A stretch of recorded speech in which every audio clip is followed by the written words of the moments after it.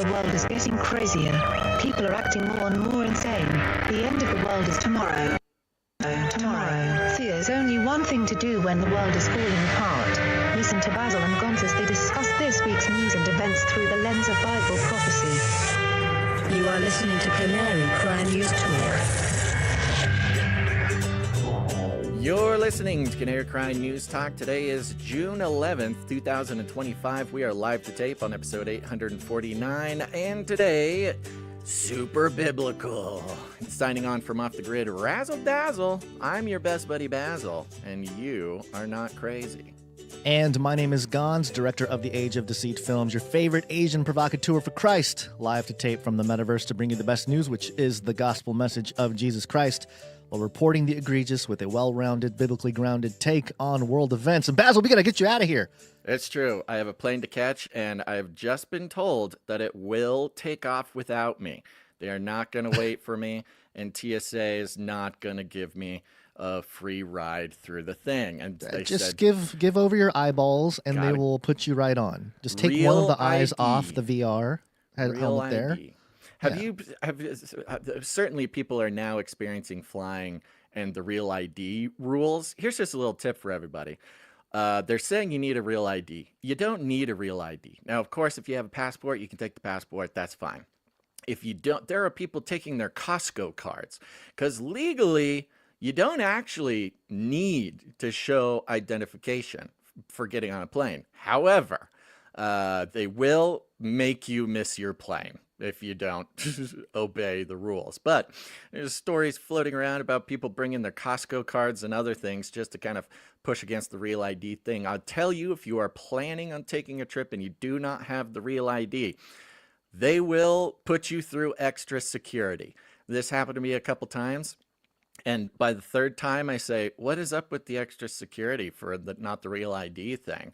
I go, oh, it's very good. It's just good security. You need the real ID. It's so convenient, so good for you. And I'm like, oh, so this is punishment then. It's just punishment for not doing it. And the lady just looks at me and she's like, yeah, it's punishment. So I'm like, social engineering, folks. It's a good time. But it's true. I do got to get out of here. But Gonz has been filling up this show with excellent, chomping at the bit, deep-rooted biblical things for y'all to learn, so stick around for that. But I am going to take a second because we cannot ignore the news of the day, and that is the LA riots continue. Bow, bow, bow. And there's just been some fun stories, and I think that's what we need here. I wish I could have brought more, but this is what I got. We're going to start out. Don't go anywhere. Stay here. This is very important. This is coming from NewYorkPost.com. Anti-ICE protester roasted for homemade tactical suit, including leaf blower, quote, bad cosplay of a Minion. And if you go down to the first picture there, you can see everybody. Yeah. An animated anti-ICE protester is being mocked online for wearing an eye-catching homemade tactical suit to Los Angeles riots, including a bicycle helmet, goggles, and a leaf blower. And I don't know if they put the video of this gal in here, but she is, let's say, she might need to buy 2 seats on a plane. I'll just say it that way. It's an activist thing. Sure. A bright yellow, very round bicycle helmet. Some goggles that you'd wear to a high school science class. She's got the tiniest plate carrier on her body that I've ever seen. Covers about 30% of the chest area. 30%, yeah. Now, to be fair, the stuff outside of that 30% probably would just be a flesh wound. But to top it all off, she has the most hilarious tiny megaphone that has ever existed. And I am disappointed in the New York Post for not putting the clip of her in this thing. But she was very screamy, I'll tell you this. Very screamy. She's very 45 angry. years old. She's got kids. Yeah. She says, this is our city and this was Mexico. You can kick us out if the land that was yours, out of the land that was ours, rather. And she goes on to explain that she has the leaf blower because if you go down to the next picture, she has the leaf blower, which is honestly, I don't know where this leaf blower came. I think it's a Ryobi or something, but it just looks absolutely bonkers. Next to her is a man wearing a suit and a ski mask, which really adds to the whole cartoonishness of the whole you thing. gotta explain the tie too. It looks like what is that character from? Is it Bugs Bunny or no? What's that? I can't get close enough. I don't know what's on the tie. It's like Snoopy or something. It's no, like a not Snoopy. It's the black cat character. Anyway, it's a cartoon. She screams about how she brought the leaf blower to blow tear gas back at the police, which people are pointing out is technically a threat with a weapon in the name of Mexico. People are calling this gal a real insurgent here. There's a real invasion going on. Now, along with the same trolling, we also have Iran trolls U.S. over LA riots. Now, this is important because of the current issues going on with the Middle East and the American legislators who are trying to jump into war with Iran at all costs, to the, I would say, ecstatic glee of Benjamin Netanyahu. But says here, Iran has seized on violent protests rocking Los Angeles to mock the United States, ramping up social media taunts and state media headlines. Now, if we go down to the Iran military ex-post here, they, as we've pointed out before, are using one of the iconic images from the riots, which is the guy on a motorcycle on a dirt bike. Of course, you got police cars and smoke billowing up and straight war zone stuff, waving the Mexican flag.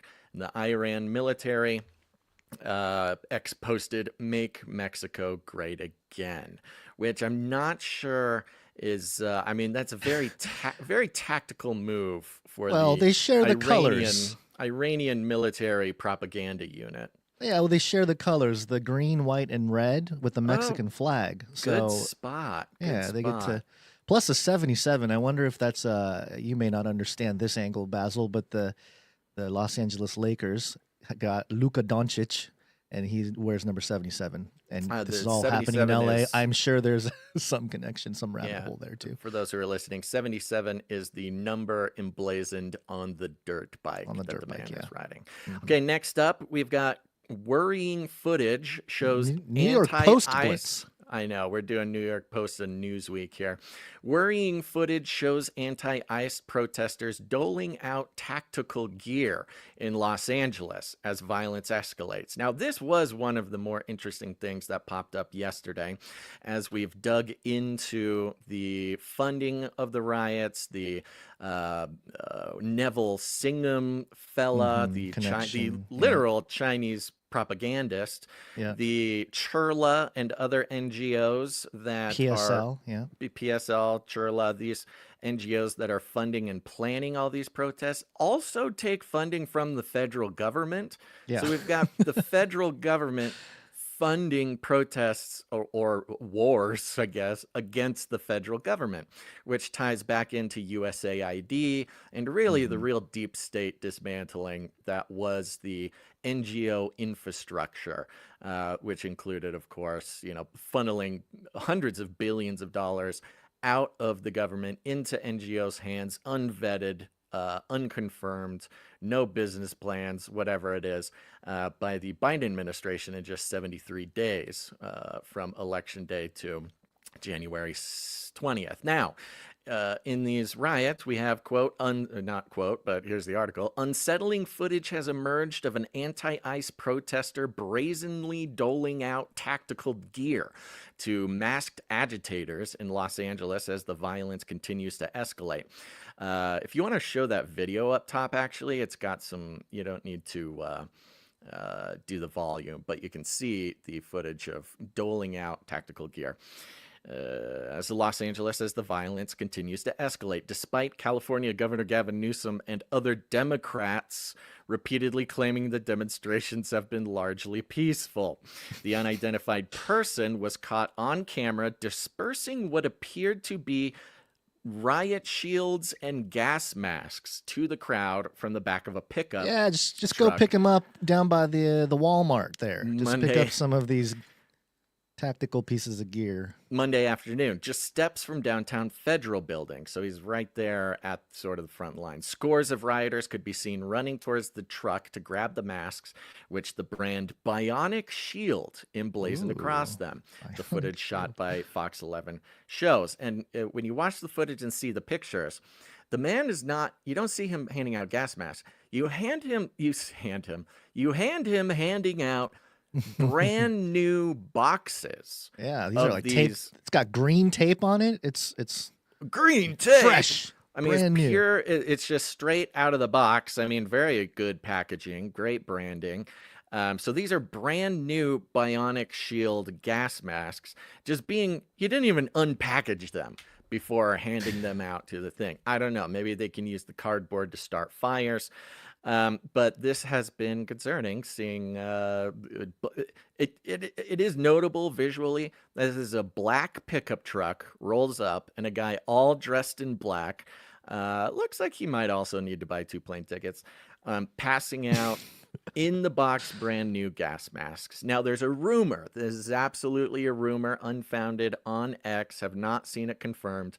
But there's a rumor on X that this fella has been identified as a member of one of the Teamsters unions in the area. And unions have been playing a not insignificant role in a lot of what we're seeing here. So there you go. Of course, you've got Democrats talking about how peaceful it is while things are burning, and they're passing out body armor and gas masks to, well, potential illegal aliens fighting for their right to make Mexico, take California back for Mexico. Let's see here. One last thing. Walmart faces MAGA boycott. Oh no, after heiress funds No Kings ad. It says here, Walmart heiress Christy Walton is facing backlash, and Walmart is facing some calls for a boycott from Trump supporters after placing a full-page ad in the New York Times urging Americans to attend town halls and engage in civil discourse. Now, Gons, if you scroll down, you'll eventually get to that full-page ad. Because, not everybody hits up newspapers anymore. We forget just how intense a full-page ad is. I'll tell you what, it's a full page. You've got the Statue of Liberty, No Kings, June 14th, mobilize, which brings us into the topic of some more mobilization. No Kings protests going to be going on the weekend of the 14th. It says, while the No Kings Day ad did not mention President Donald Trump by name, who cares? Trump got back, said some mean things about Walmart, telling them to eat the tariffs. Now, just eat it. Just eat it, Walmart. What do you need? Who knows how effective a boycott of Walmart? I mean, the thing with Walmart is it's hard to boycott because it just is the only place some people are able to. It's in so deep. Yeah, they've already destroyed the trail of mom and pop shops around the country. So yes, it's difficult. There's nothing less. Yeah, I mean, it's like boycotting your electric company or something. Yeah, it's too little, too late. Couple statements here. Actually, no, let's jump over real quick to get into the PSYOP side of the Walmart thing. I think the Walmart thing in particular is activated as some sort of bigger PSYOP than we realize. And why do I know that? Well, it's because Laura Loomer got your favorite. Laura Loomer, she's got a lot of airtime on the show recently. MAGA infiltrator, PSYOP, technocratic, dystopian, populist, fascist spokeshole. And we've been identifying this new class, the new paradigm, Republican, Democrat, conservative, liberal. The meanings of those things obviously change over history, and we're moving into this next phase, identified and exemplified by Alex Karp, who is the CEO of Palantir, who is both a Freudian psychoanalyst, social engineer, intellectual weirdo type, also the CEO of the biggest, most powerful surveillance, technocratic, dystopian, foot soldier company, bringing us into a scary future. But also, while being Marxist and socialist, claims vehemently to be anti-woke, pro-Israel, anti-DEI, pro-Western values, this whole thing. And this this new blender version, it's like... We've identified another one today, by the way, later in the show. Yes, we're going to get another team member on the sort of techno-fascist side, Marxist, techno-fascist, capitalist side.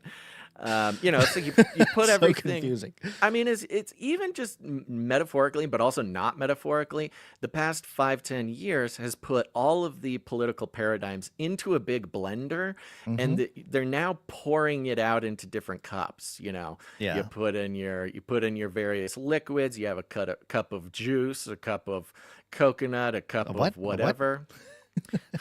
Nice. And then, you know, you blend it all up and pour it out into separate cups again, and it's very confusing. That's where we are broadly. And as far as the psyops to be pointed out, it seems that a majority of these psyops coming from non-political assets are pointing... it seems like this blender is a very purposeful, a very intentional, and very well thought out thing. Along those lines, Laura Loomer is maybe the most MAGA person to seem to be moving into these new categories, especially with very pro-Israel, very not Palestine, Palantir. That's going to get confusing.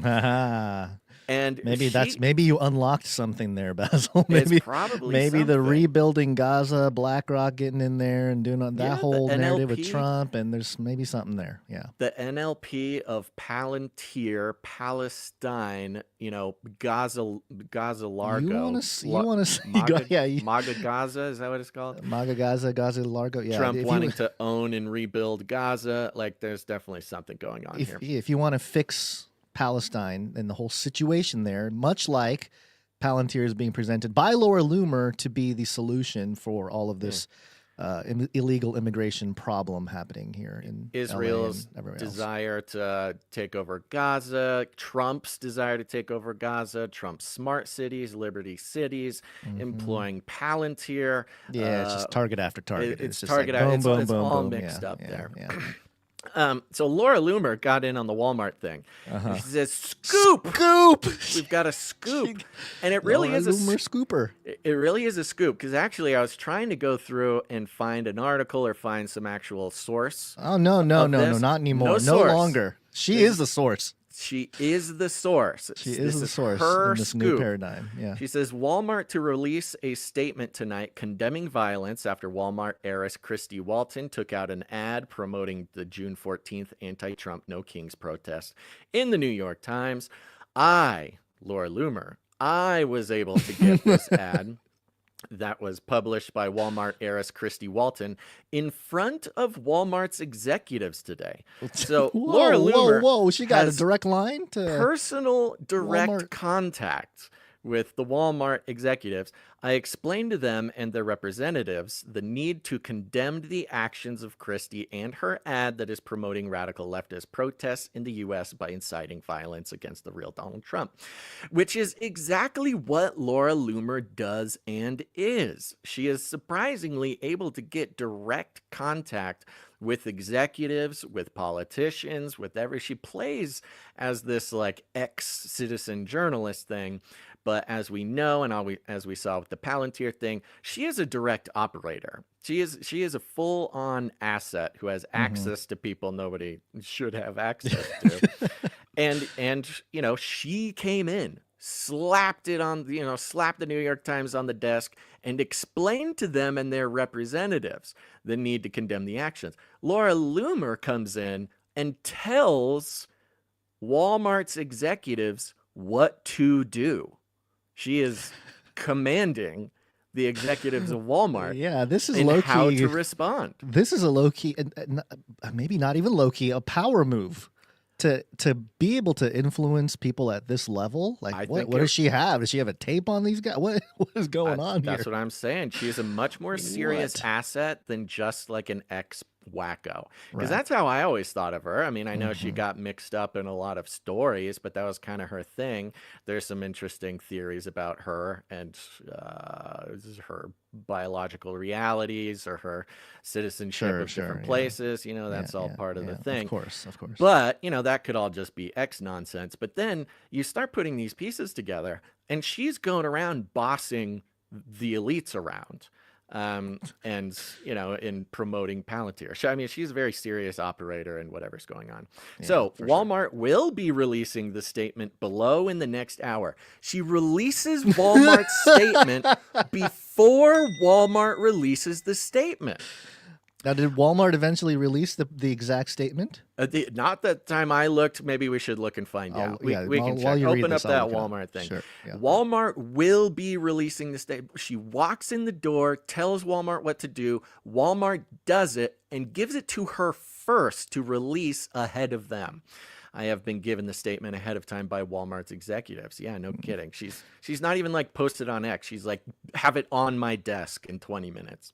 Here's the Walmart statement, quote, "We condemn violence, including when it's directed towards law enforcement and the damaging of property. As a company with associates and customers in the Los Angeles region, we remain focused on their safety and that of impacted associates.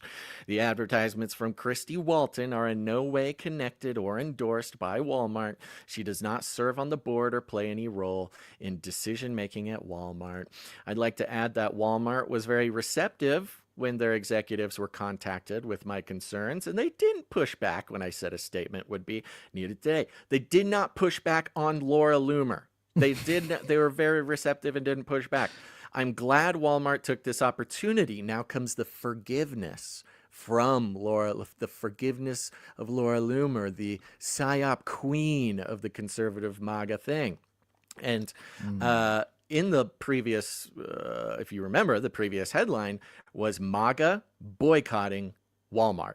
Walmart was going to be boycotted. MAGA was going to boycott. They were calling for it. They say this is unacceptable. Every headline says MAGA, MAGA, MAGA, MAGA, MAGA boycotting. Okay? Doesn't say conservatives, doesn't say Republicans, it says straight up MAGA. And Laura Loomer is nothing if not at least presenting herself as MAGA rather than a Republican whatever. Yeah, Republican, Democrat, whatever.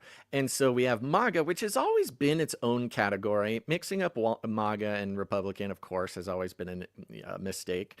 But now you have Laura Loomer, who at least is positioning herself as the powerhouse, as the pantsuit wearing, Hillary Clinton of MAGA, self-proclaimed, I might say. And comes in and just says, hey, they're going to boycott you. Do what I say, and I will defend you. Then she comes in and says, I'm glad Walmart took this opportunity to distance themselves from Christy Walton's anti-Trump multi-city ad and to condemn political violence, being sort of this liaison between corporate Walmart and the MAGA people who, boycott was obviously a serious threat, or Laura Loomer was able to use it as a serious threat.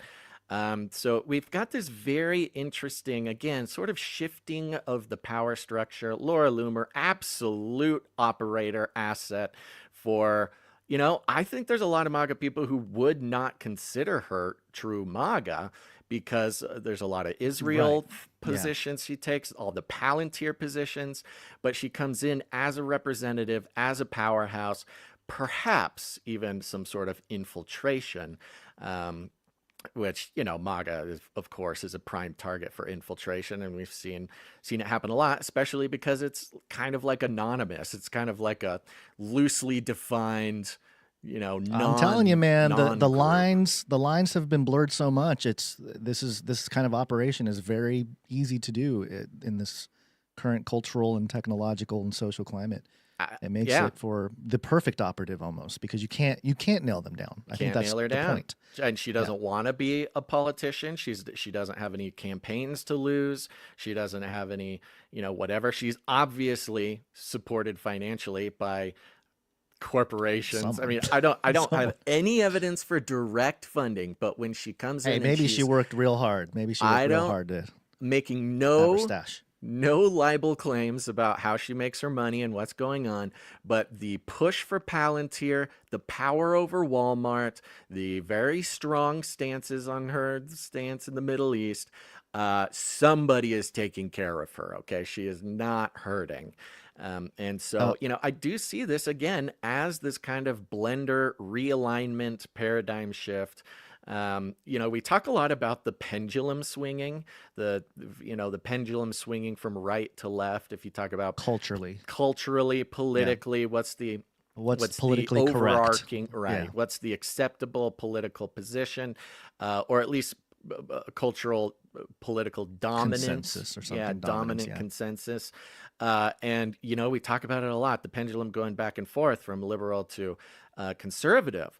But I almost think that they're just tearing down the pendulum, because we have these weird versions coming out of the blender where liberal and conservative won't mean the same thing. They might not even be relevant very, very soon. I'm talking like next year. This is, the Lord's been talking to a lot of people about, like, this is the last year, the paradigm that we know is going to be here, and the world's going to shift under our feet in so many ways. And it includes robots, includes cryptocurrency, includes nation state network states. But I think also, if you talk about what real shattering of understanding of the world, categorization of the world, sides to take, these types of things, the real shattering of that paradigm is totally messing up the left-right paradigm, because people were also waking up to the left-right paradigm being wrong, being an issue. More and more people are saying, like, we're getting it, two sides of the same coin, two wings of the same bird, left and right. That's not a good way. And when people found themselves shattering that paradigm, they started to find things in common with one another. They could start agreeing on things. The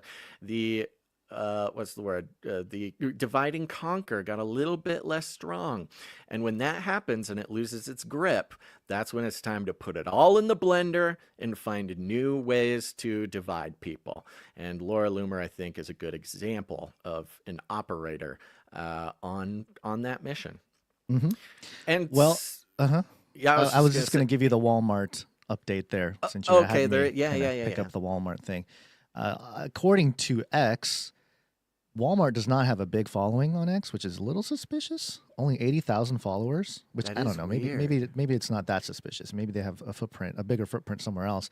Their last post was on June 6th, and glimpse into the future. They're talking about giving AI to people. No statement on X. No statement on X. Nothing actually since the 6th, which is the day when everything started.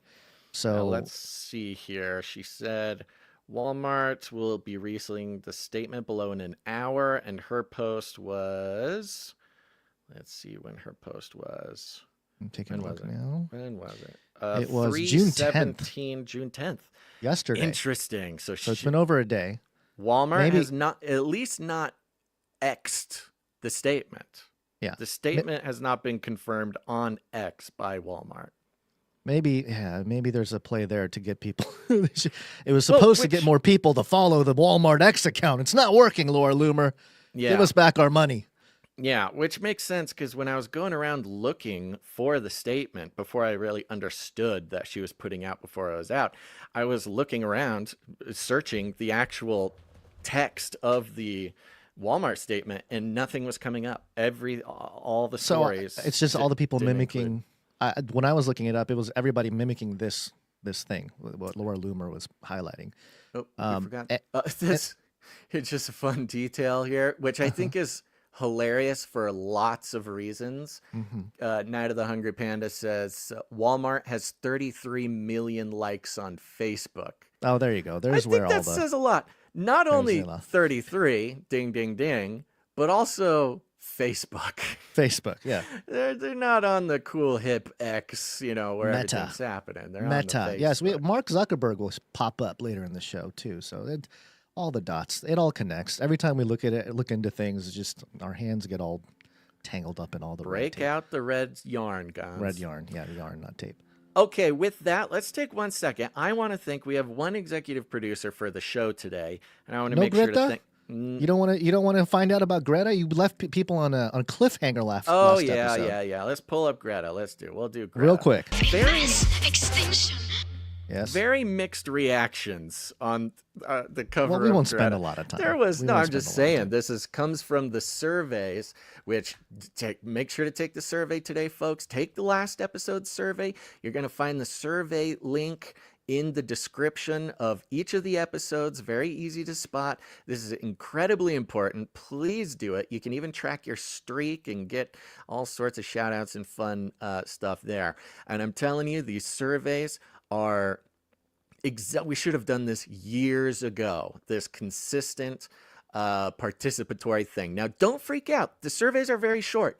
3 questions, 3 multiple choice questions. You click the link, boom, boom, boom, you're done. If you want to do extra answers, there's some opportunities where you can tell us more. That's fine. 3 questions, multiple choice, 30 seconds. If you're not doing it, you're making me very, very sad. And I'm going to send you pictures of me crying alone in the corner in the garage. Now people are going to, you got to send the people that do it something else. That's a good point. I will only send pictures of me crying alone in the corner of the garage to those people who start getting a survey streak. And don't think of it like a chore. Don't think of it like Tears that. of joy. Have fun with it. People are having a great time with the thing. Very fast, very easy.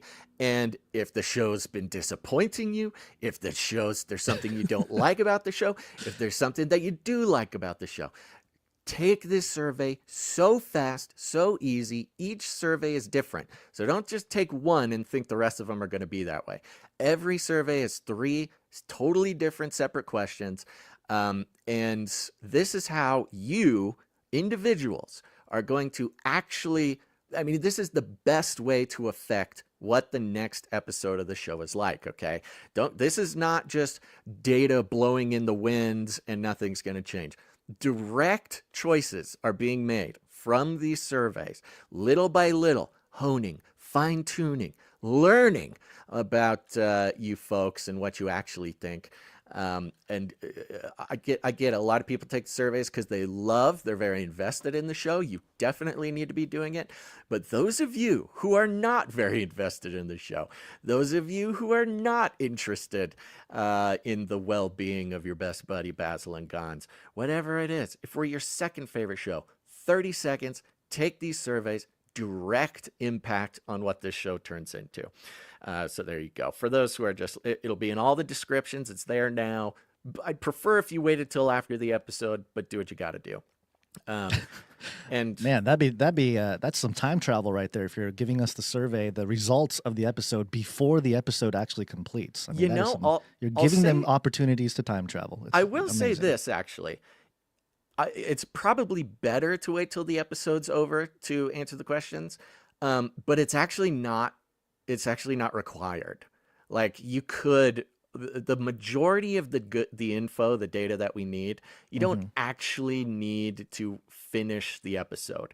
So if it's between doing it now and not doing it, just go do it right now. Do it live. Just do it live. Enough of a sentiment net to capture the ideas. The most important bits of each survey, you don't necessarily need to have watched the exact episode, but you should. Okay, let's check in on Greta. Greta again. Mass extinction. All right, so real quick, last episode we covered Greta. She's on a flotilla. She says she's going to break through the barricades of the Israeli defense there. She doesn't say anything in her video.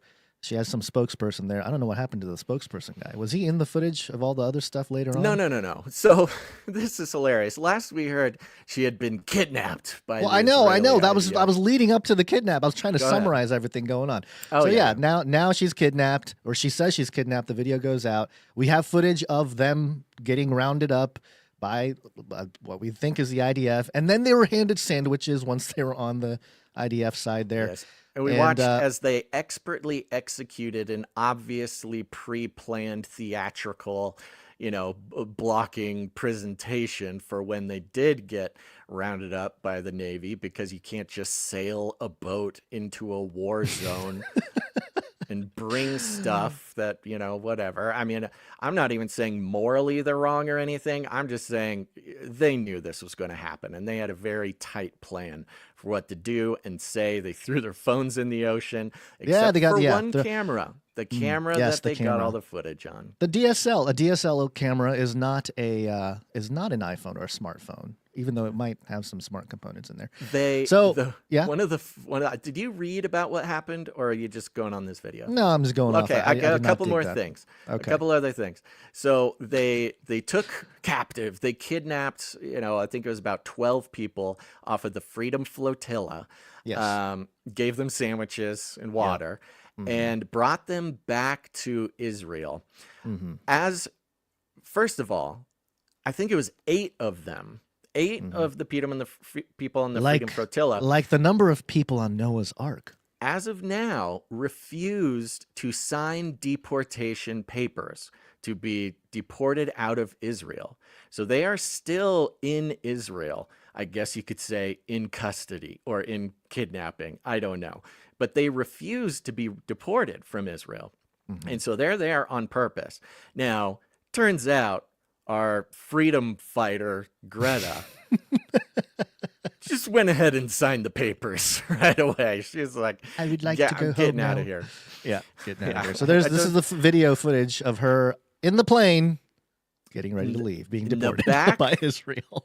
In the back of a commercial aircraft in economy seating. Oh, she's just one of us, Basil. You know, she's not anything special. She's just one of us.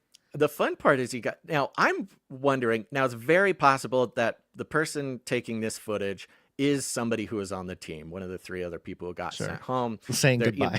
They're just like getting the footage from far away so that they can, you know, they can complete the story. Although it doesn't look great. I mean, she's just in the back of the plane, very back, right by the bathroom, sitting alone. There's barely any other people in the plane around her. And she's just kind of looking around in that weird way where your head doesn't move, but your eyeballs are moving. Like lizards?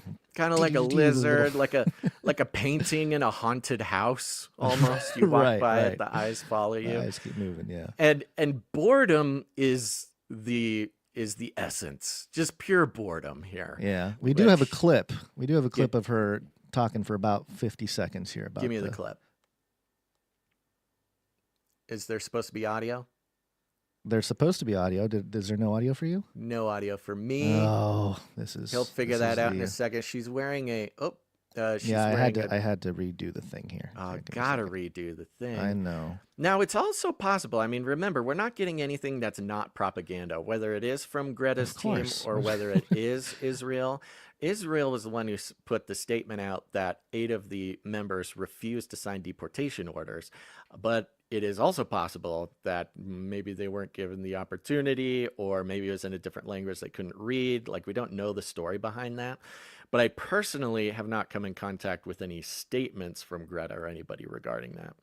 We were illegally attacked and kidnapped by Israel and taken against our will to Israel, where we were detained. And then some of us deported, some are still there.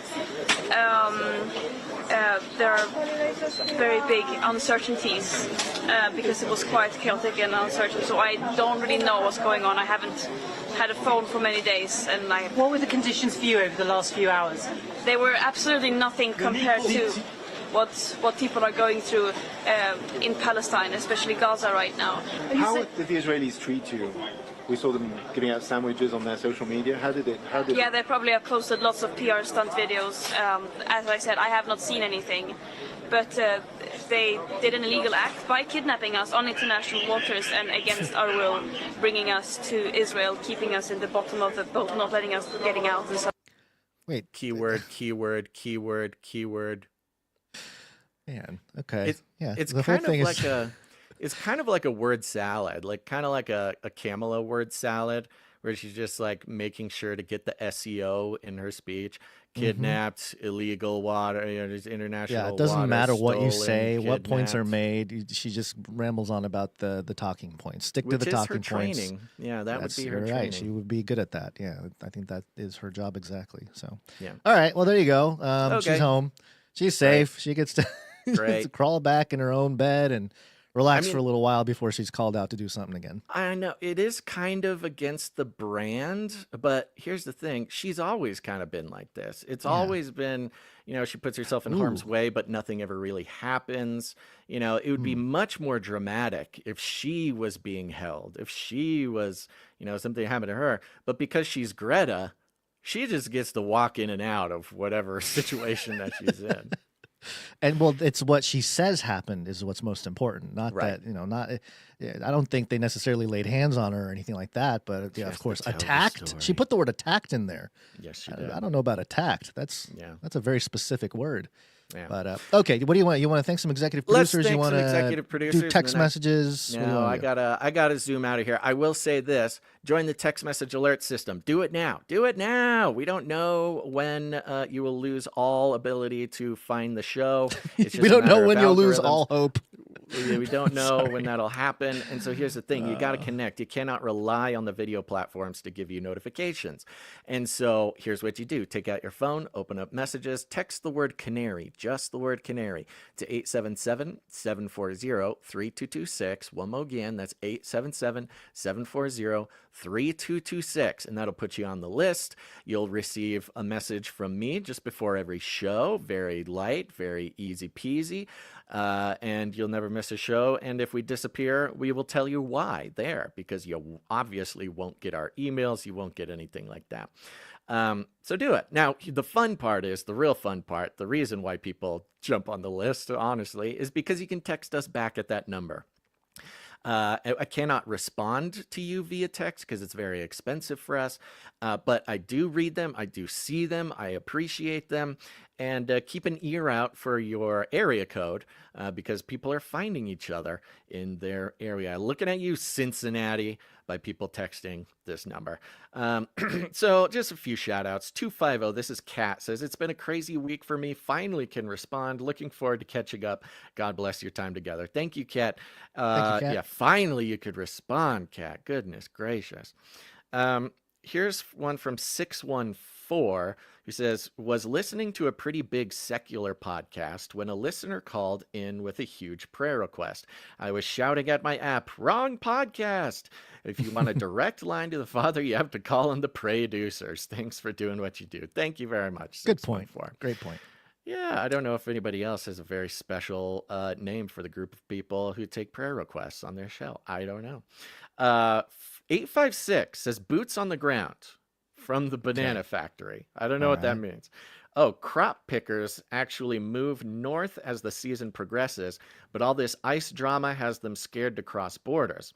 The crops in my state, New Jersey, are ready to be picked, but there are no pickers. The fear magic is working.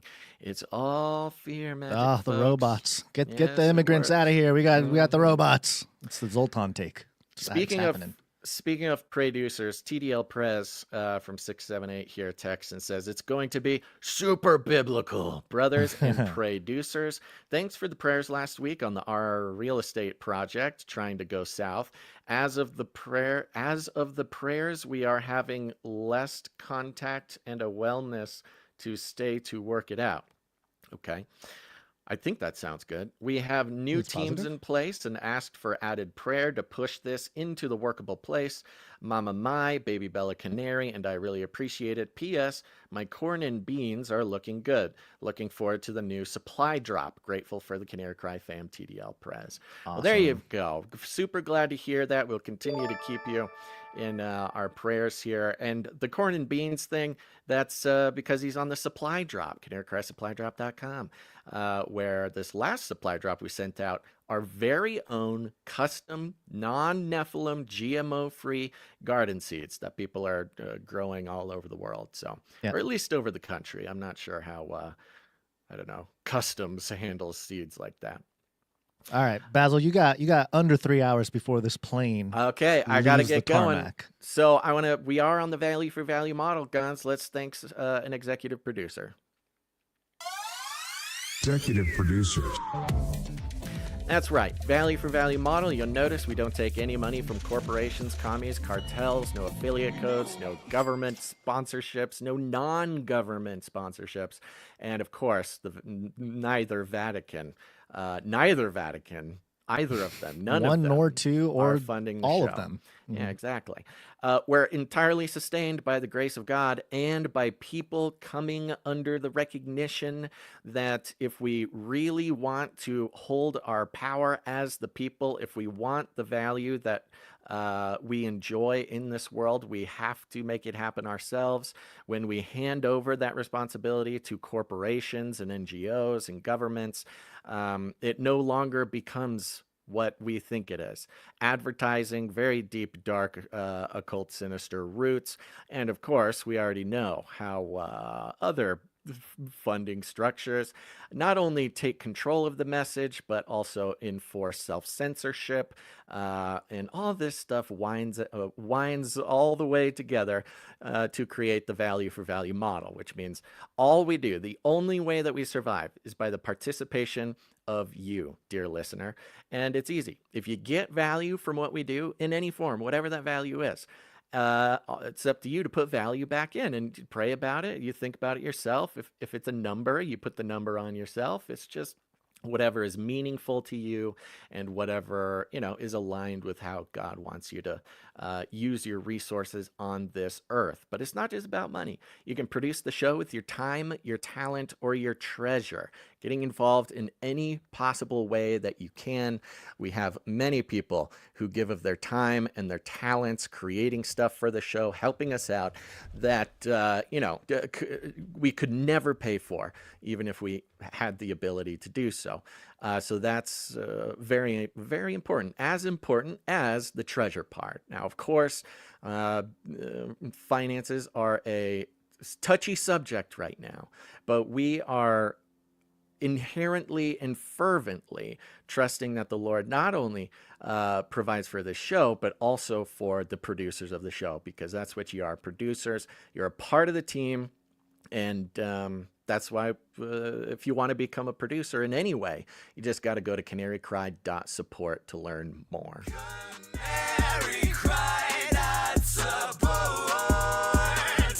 The executive producers are people who come in, they support the show, any individual episode for $100 or more, and so we thank them here at the top. And today, we have one executive producer, and it is the one, the only executive producer, Sir Alex Protocol V2, Baron of the Berean Protocol. Baron. Where'd you find this? That's right. It comes in for $100 and 33 cents. 33. The only And one, huh? The only one. He is on a 399 episode streak. Wow. Hello, almost 400, and a 53 episode executive producer streak. There's a 404 streak jingle, and then Okay. a 444 jingle. He's so almost those are a the ones. 404. He's almost Yeah. there. That's Thank you very crazy. much, Sir Alex Protocol. I do not know what we would do without you. Yeah, you are the man. Thank you very And much. Praise God. Gons, Mhm. Gons will be thanking the other producers later on I in will? the show. You Where will. where do I look for that? I don't even know where I'm supposed to You look. know where it is. And what was I going to say? Oh. Anyways, so yeah. Oh, big thank you to all of our monthly producers, those who sign up to, pledge to support the show every month automatically, set it and forget it. Again, just in the exact amount that the Lord wants them to. Of course, we have our programs like the Canary Christ Supply Drop, which is one of the coolest things we've ever done and one of the most enjoyable ways people produce the show, where you receive a big package full of cool stuff that we get made for the show every quarter. And of course, there's the Canary Cry T-Shirt Council. If you're more into T-shirts, you can go to canarycrytshirtcouncil.com. But overall, whatever it is, the commitment itself, even the commitment to press the buttons and let it happen and keep Canary Cry alive, is extremely important and meaningful, and also very spiritually significant and consequential. So God bless you for that. Yep. And that's it for the executive producers, Gons. And it is time for me to run out the door, catch a flight, and I leave the rest of the show in your very capable hands. Thank you. Have a safe one. Thank you very much. And everybody, go take the survey. Take the survey. It's in the description. tiny.cc/849. That's the episode number. Go do it. Do it now. Okay.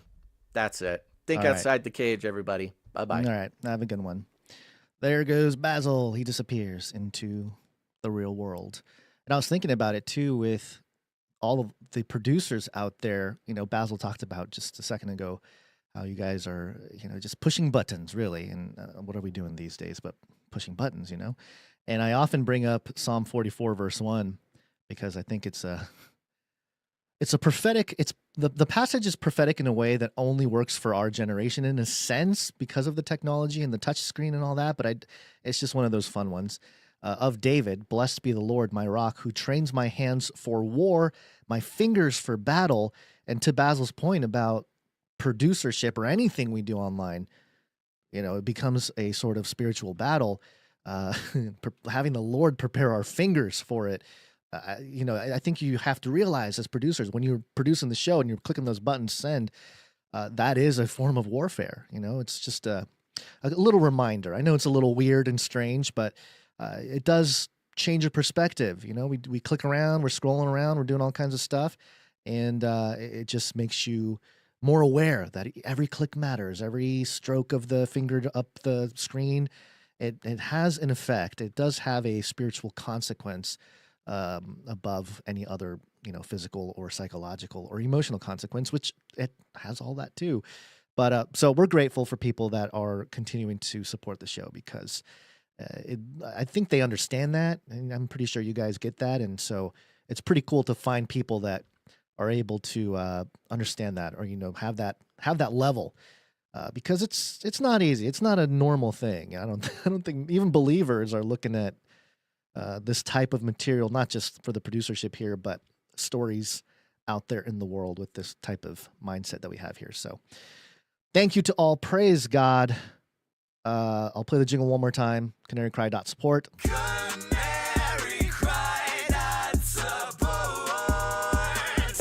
And let's move into the meat of the show here. We will launch a new age. I am innocent. Innocent. They're coming after me. Chinese news. It comes from China. China. It's not racist at all, no. All right, so this is coming from BBC. The news was breaking this morning. Trump claims rare earth deal done with China. Talks aimed at cooling the tensions between the U.S. and China have ended in a quote-unquote deal. That's in parentheses. According to U.S. President Donald Trump, he said China had agreed to supply U.S. companies with magnets and rare earth metals, while the U.S. would walk back its threats to revoke visas of Chinese students. Quote, our deal with China is done, subject to final approval from President Xi, end quote. Trump wrote his media platform, Truth Social.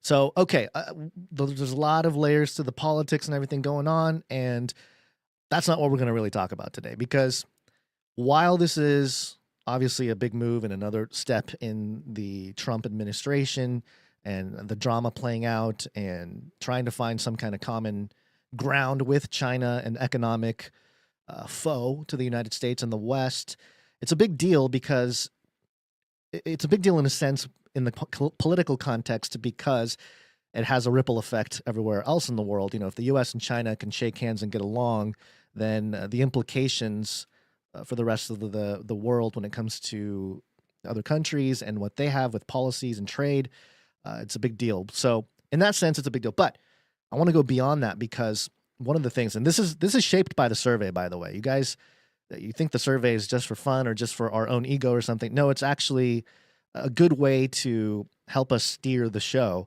And one of the things that keeps coming up is more scripture, more scripture, more scripture. And I actually was thinking about this as we get into all of this, is that on this show, there's some principled scriptures that we fall back on. Genesis 6 and, the Tower of Babel, Genesis 3, the garden.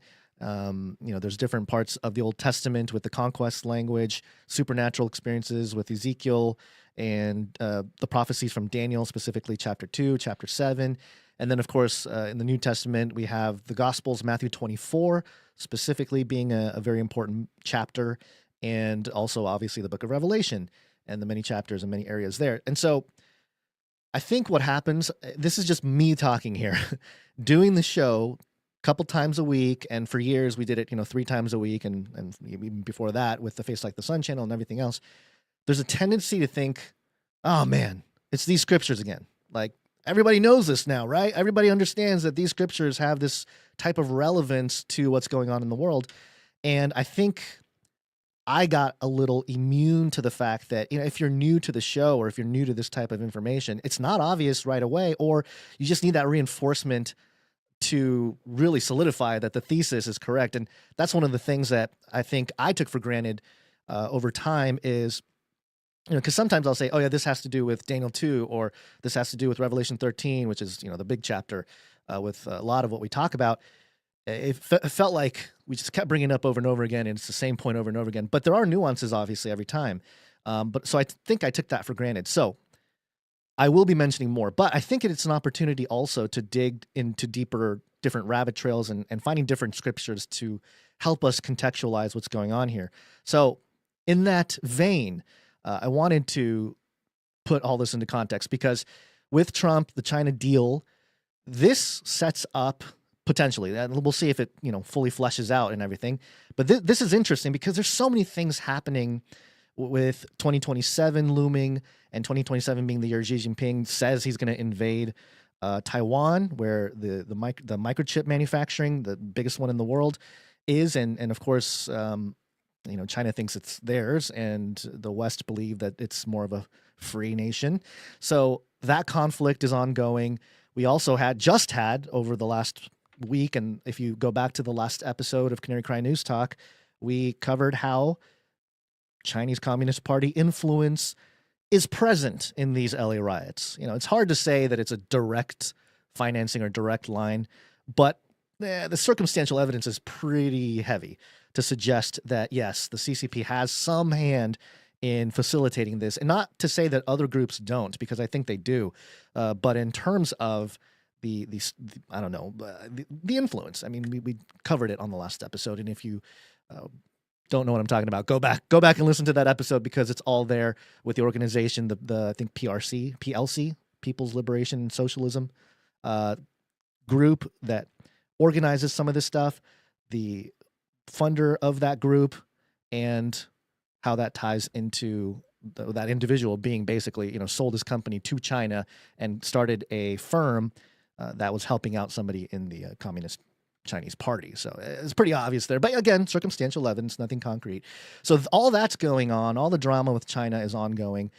Meanwhile, Trump is talking about the deal here with rare minerals.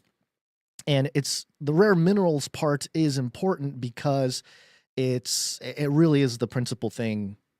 I think the biggest issue here when it comes to these trade deals. Yeah, you like exports, imports with different things. But when we're talking about the future, the infrastructure of the future being digital, there are a few things, rare earth things that you need to facilitate that digital world. And I think that's where some of this stuff comes in.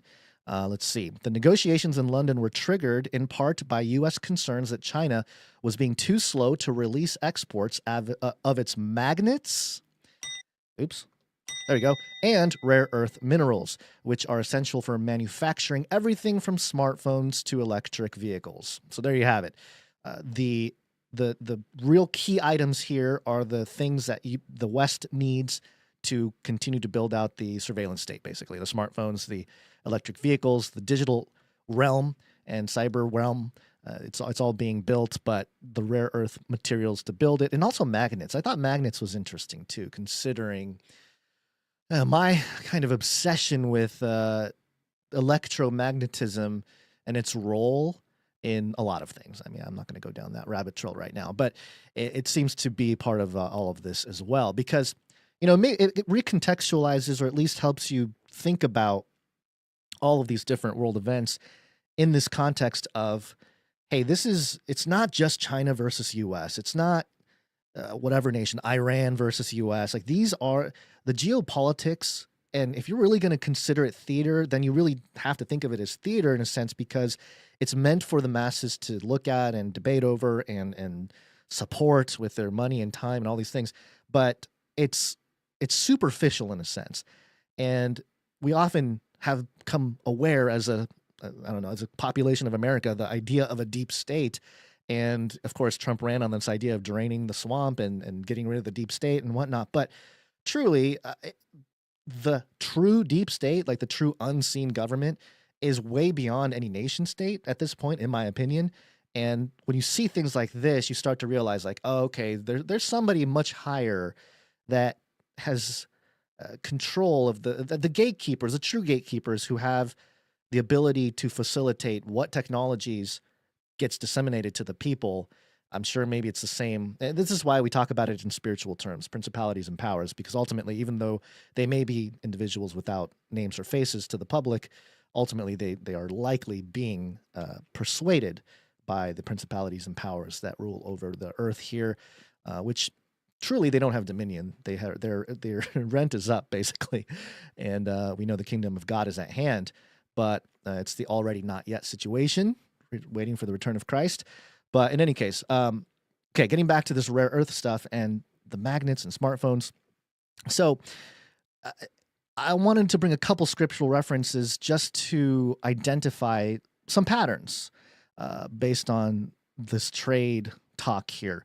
And the first one is coming from Ezekiel 27. Now, this is a chapter about trade and control. It describes Tyre as a global trading empire, and a lot of it is with precious metals. Let's see, I think it's verse 12. Yeah, Tarshish was your merchant because of your great wealth of goods. They exchanged silver, iron, tin, and lead for your wares. And so, yeah, one of the aspects of this being that, yes, Tyre being a global power of trade, they represented wealth, power, and dependence. And so a lot of different nations surrounding Tyre came to Tyre to get those get those rare earth metals for the needs of the time, which makes sense: silver, iron, tin, lead, and to build weapons, to build whatever infrastructure for their own countries. And the reliance of that, of course, the king of Tyre having a moment. I believe it was Ezekiel. Is Ezekiel 14? 13? Oh my gosh, I'm gonna get it for not remembering. No, it might be Ezekiel 27 or 12. Oh my gosh, which one's the passage about the king of Tyre, which blends into the Antichrist? Someone in the chat tell me, because I know someone in the chat knows. But come on, chat. All right, they'll probably get back to me. So, yes, main point being Ezekiel 27 describing a nation that has power, wealth, and authority. In this case, we're kind of comparing Tyre to China in a sense, because they control some of the resources for the infrastructure needed. And along those lines, when you think about caution, a prophetic caution against depending on anybody, you can go to Isaiah 31. It says, "Woe to those who go down to Egypt for help, who rely on horses, who trust in their abundance of chariots and in their multitude of horsemen. They do not look to the Holy One of Israel. They do not seek the Lord." So, if we are to compare, and this is a difficult conversation to have, because some people are really into this idea of Trump being, God's chosen man to represent America, whatever. That kind of talk, interestingly, has died down a lot. It only happened during the campaign for his election, interestingly, maybe there are still some people out there saying that, but in a sense, when you think about it, all the trades and deals he does, there's a practicality element to it where it's like, yeah, they have the resources, we don't. We need to figure out a way that we can get those resources, we can trade and do whatever, but make it fair. And so there's a real practical element to this, but also, relying on a place like China for those rare materials. It's, I'm not going to say unbiblical, but it's not necessarily a reflection of relying on God. I don't know how that would necessarily look in a sense for Trump or any politician. And that's why it's a difficult conversation to have and to really flesh out. But if, if Trump came out and said, like, I don't know, some Trump thing where he says, I trust God that he's going to provide he's going to help us discover new lands that have rare metals that can help us build whatever. And then boom, they find something. Maybe it's Antarctica. Maybe that's part of the plot that they're planning. But in any case, this idea of relying on any other nation for your resources instead of relying on God it's part of the issue here. Then you have Job 28, and this is just rare earth metals and its value here.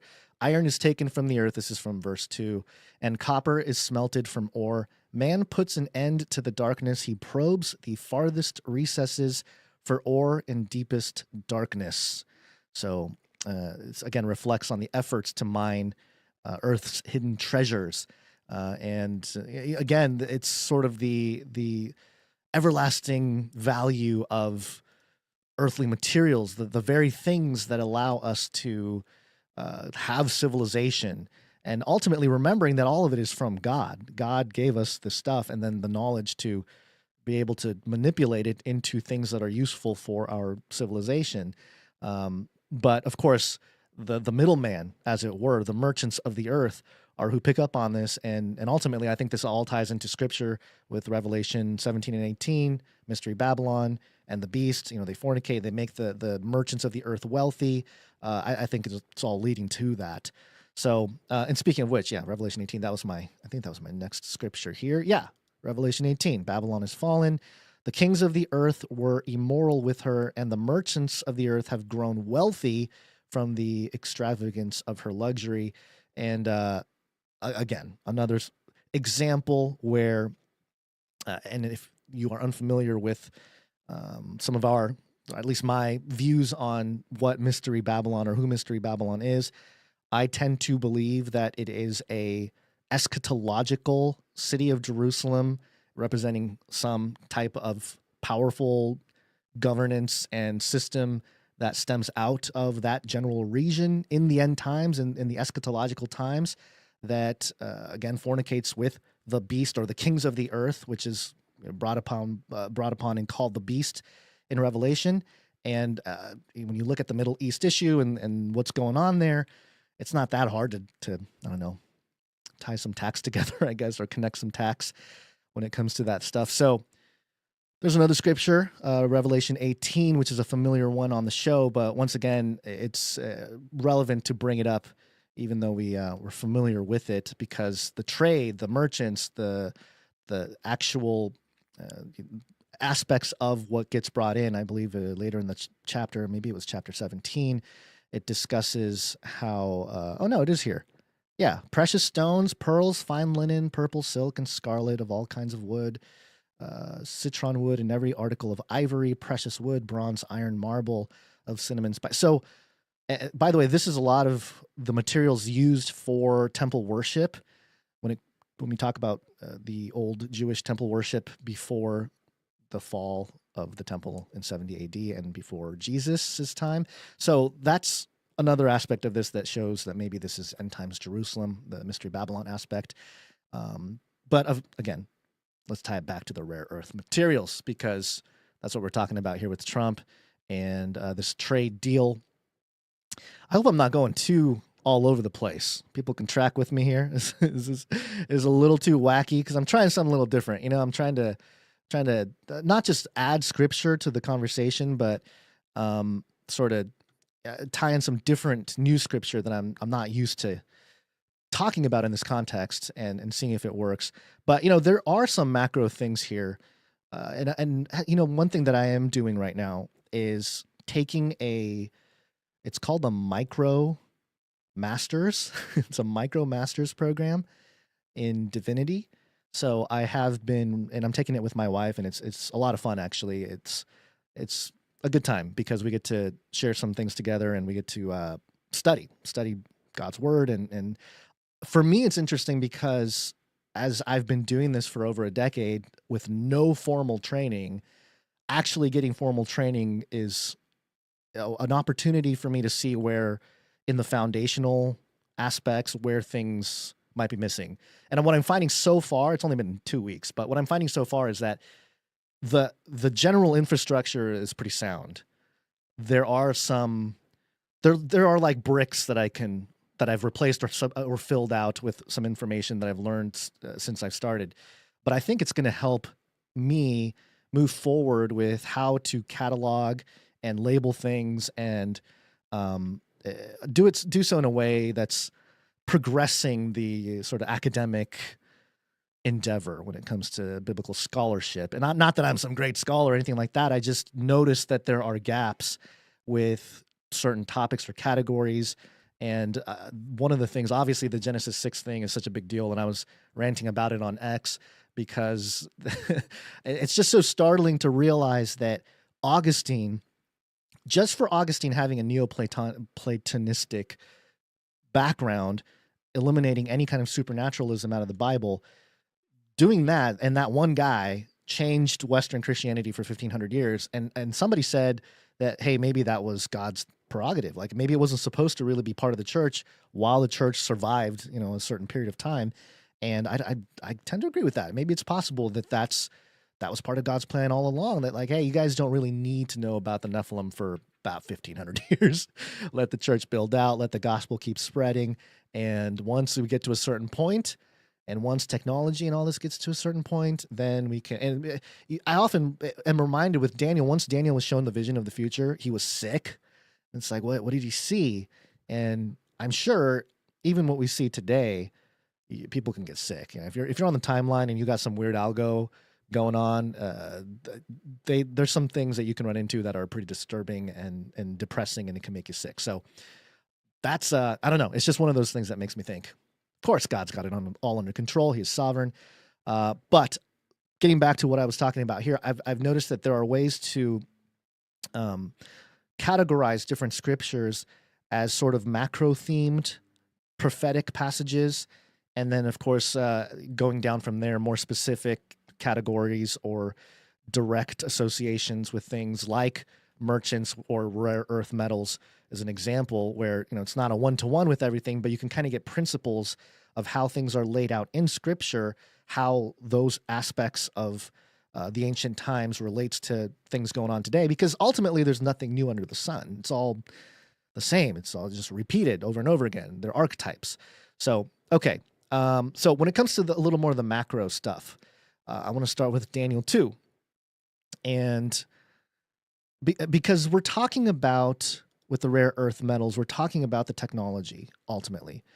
I mean, it says it right there. I'll go back to that line real quick, that China was being slow to release the exports of its magnets and rare earth metals, which are essential for manufacturing everything from smartphones to electric vehicles. And America is at a pretty tenuous time right now. We're kicking out the illegals. We are also unemployment with AI is going to be on the rise. We know robots are going to take over. We're going to need some resources, and that's a whole nother part of this whole thing, of course, with the robot takeover and the job thing, and that's going to happen. It's going to be one of those things where it happens so quickly that we're going to go, whoa, what happened? We're going to experience like maybe like a 3 to 6 month period where it just goes off, and we're going to be like, whoa, what? It just happened. There it is. Kind of like COVID. It was sort of unbelievable that it was happening. But then as time goes on, it's like, okay, well, this is it now. This is the world now. And I think we're going to go through something similar with robots, and not just factories, but really in a more day-to-day type of operation, at least when it gets cheap enough for it to really be out there and everywhere. So, of course, it might be a little different because it is a physical object. But we're going to need the materials to build all that. And if China's got all the rare parts or rare earth metals and things, minerals for that, then it's going to be very important. to make a deal with them to continue the whole thing, the infrastructure to build out. So back to Daniel 2. I bring it up because this is the famous passage, Daniel 2, verse 42. As the toes of the feet were partly iron and partly of pottery, so some of the kingdom will be strong and part of it will be brittle. And in that you saw the iron mixed with common clay. They will combine with one another in the seed of men, but they will not adhere to one another, even as iron does not combine with pottery, sometimes miry clay. So this is the famous passage where it talks about, I think it is talking about Rome in a sense. There's a good argument to suggest that this is talking about the history of Rome and the breakup of Rome. And yeah, I think that's very appropriate for what's happening right now. If you think about the breaking apart of the United States, the balkanization of the world, the decentralization of society with technology. But there are some details in here that make it so, I've heard the argument that this is about Rome and the fall of Rome and the splitting of Rome, and the iron mixing with clay is about royalty mixing with the common person. Sure. Back in the day when this was actually going on, the macro view of everything seems to fit. That detail, sure, you can make it fit. That detail is like flashing in the head. It's just flashing in front of everybody in 2025 is all I'm saying. That this iron mixed with common clay, they will combine with one another in the seed of men. I mean, what are we doing? We're putting microchips in us. We're changing ourselves genetically. We're getting all kinds of chemicals from the air, whatever. It's a completely different time when it comes to the genetic nature of our being. So that's, when it talks about the seed of men, that's really where it jumps out at me and suggests that maybe there is some parallel here. And if we are talking about Rome, I mean, what is modern Rome, if not the United States and the Western Empire that has been? Okay. That's a really big one. I will continue to bring it back up because it is pretty vital with all of this. And of course, the conversation about iron mixing with clay, iron representing a foreign substance, perhaps technology, whatever form it may be, when it comes to our AI, our robots, but also, again, microchips, genetic engineering, the tools needed for that. It's just starting to sound like the iron and the clay are trying to mix at a much more deeper level, and you got to have the stuff, you got to have the materials to build that, and they will combine. That's what the scripture says here, that they will combine with one another in the seed of men, but they will not adhere or cleave to one another. It's not going to stick, which we kind of know inherently, don't we? We know that a microchip in the brain, sure, yeah, throw a microchip in someone's brain, but it's not going to, it'll be long. It may not even happen where it becomes a permanent fixture. And perhaps the closest they do come to making it a permanent fixture is precisely when God judges the earth and, everything in Revelation comes to pass, because you got some people that are trying to die. They can't find it. Revelation 9. And you have the mark of the beast. You have the worshiping of the image. You have all these elements that people are more familiar with playing out. So, okay, what else here? Daniel 2 is a good one. Revelation 6. Yes, Revelation 6 is another one here. Because, which one was I trying to? Oh, yes. Okay, so this is the third seal, and it's famine. When he broke the third seal, I heard the living creature say, "Come." I looked, and behold, a black horse, and he who sat on it had a pair of scales in his hand. And I heard something like a voice in the center of the four living creatures saying, "A quart of wheat for a denarius, and 3 quarts of barley for a denarius, and do not damage the oil and the wine."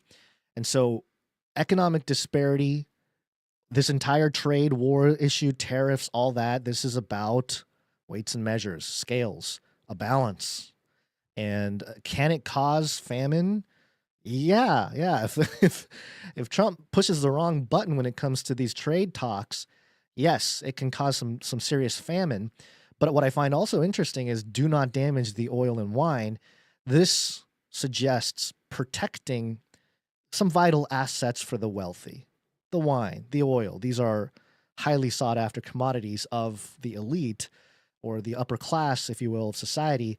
Don't damage that. perhaps meaning that those aspects will continue to quote unquote thrive or progress while the rest of the world goes another way. And that's kind of what we're seeing. We're seeing a huge split in the have and have nots. This is going to become much more apparent as we continue to move on here into this digital technium that we're building. The people that have will continue to progress and gain wealth, and those who do not have, well, we're going to continue to fall under the controls of those who do have the wealth and power.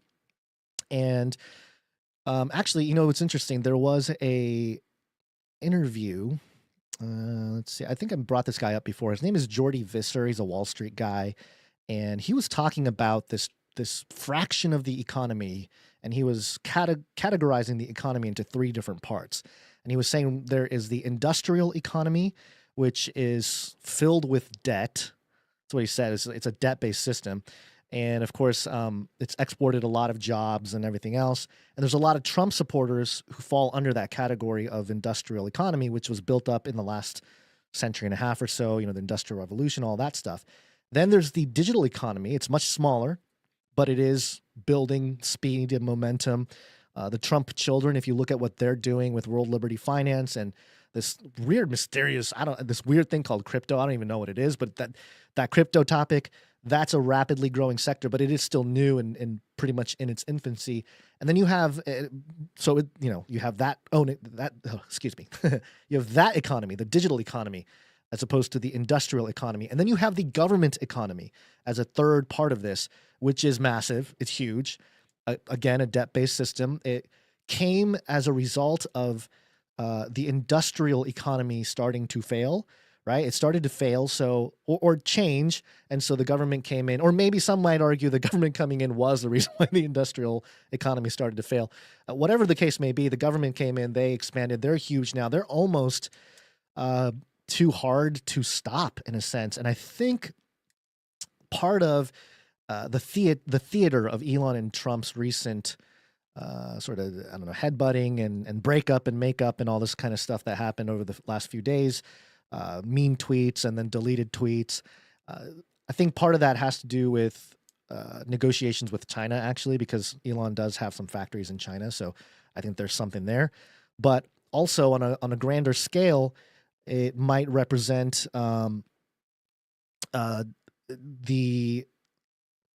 I lost my train of thought. I haven't talked this much in a row, without stopping in a while. Let's see, what was I talking about? I was talking about the government economy being massive, the debt-based thing. Okay, yeah. Elon being mad about Trump's bill, the big beautiful bill, because it actually spent more, right? Instead of shrinking government, it actually expanded government. I think that was the main sort of narrative around why Elon was so mad.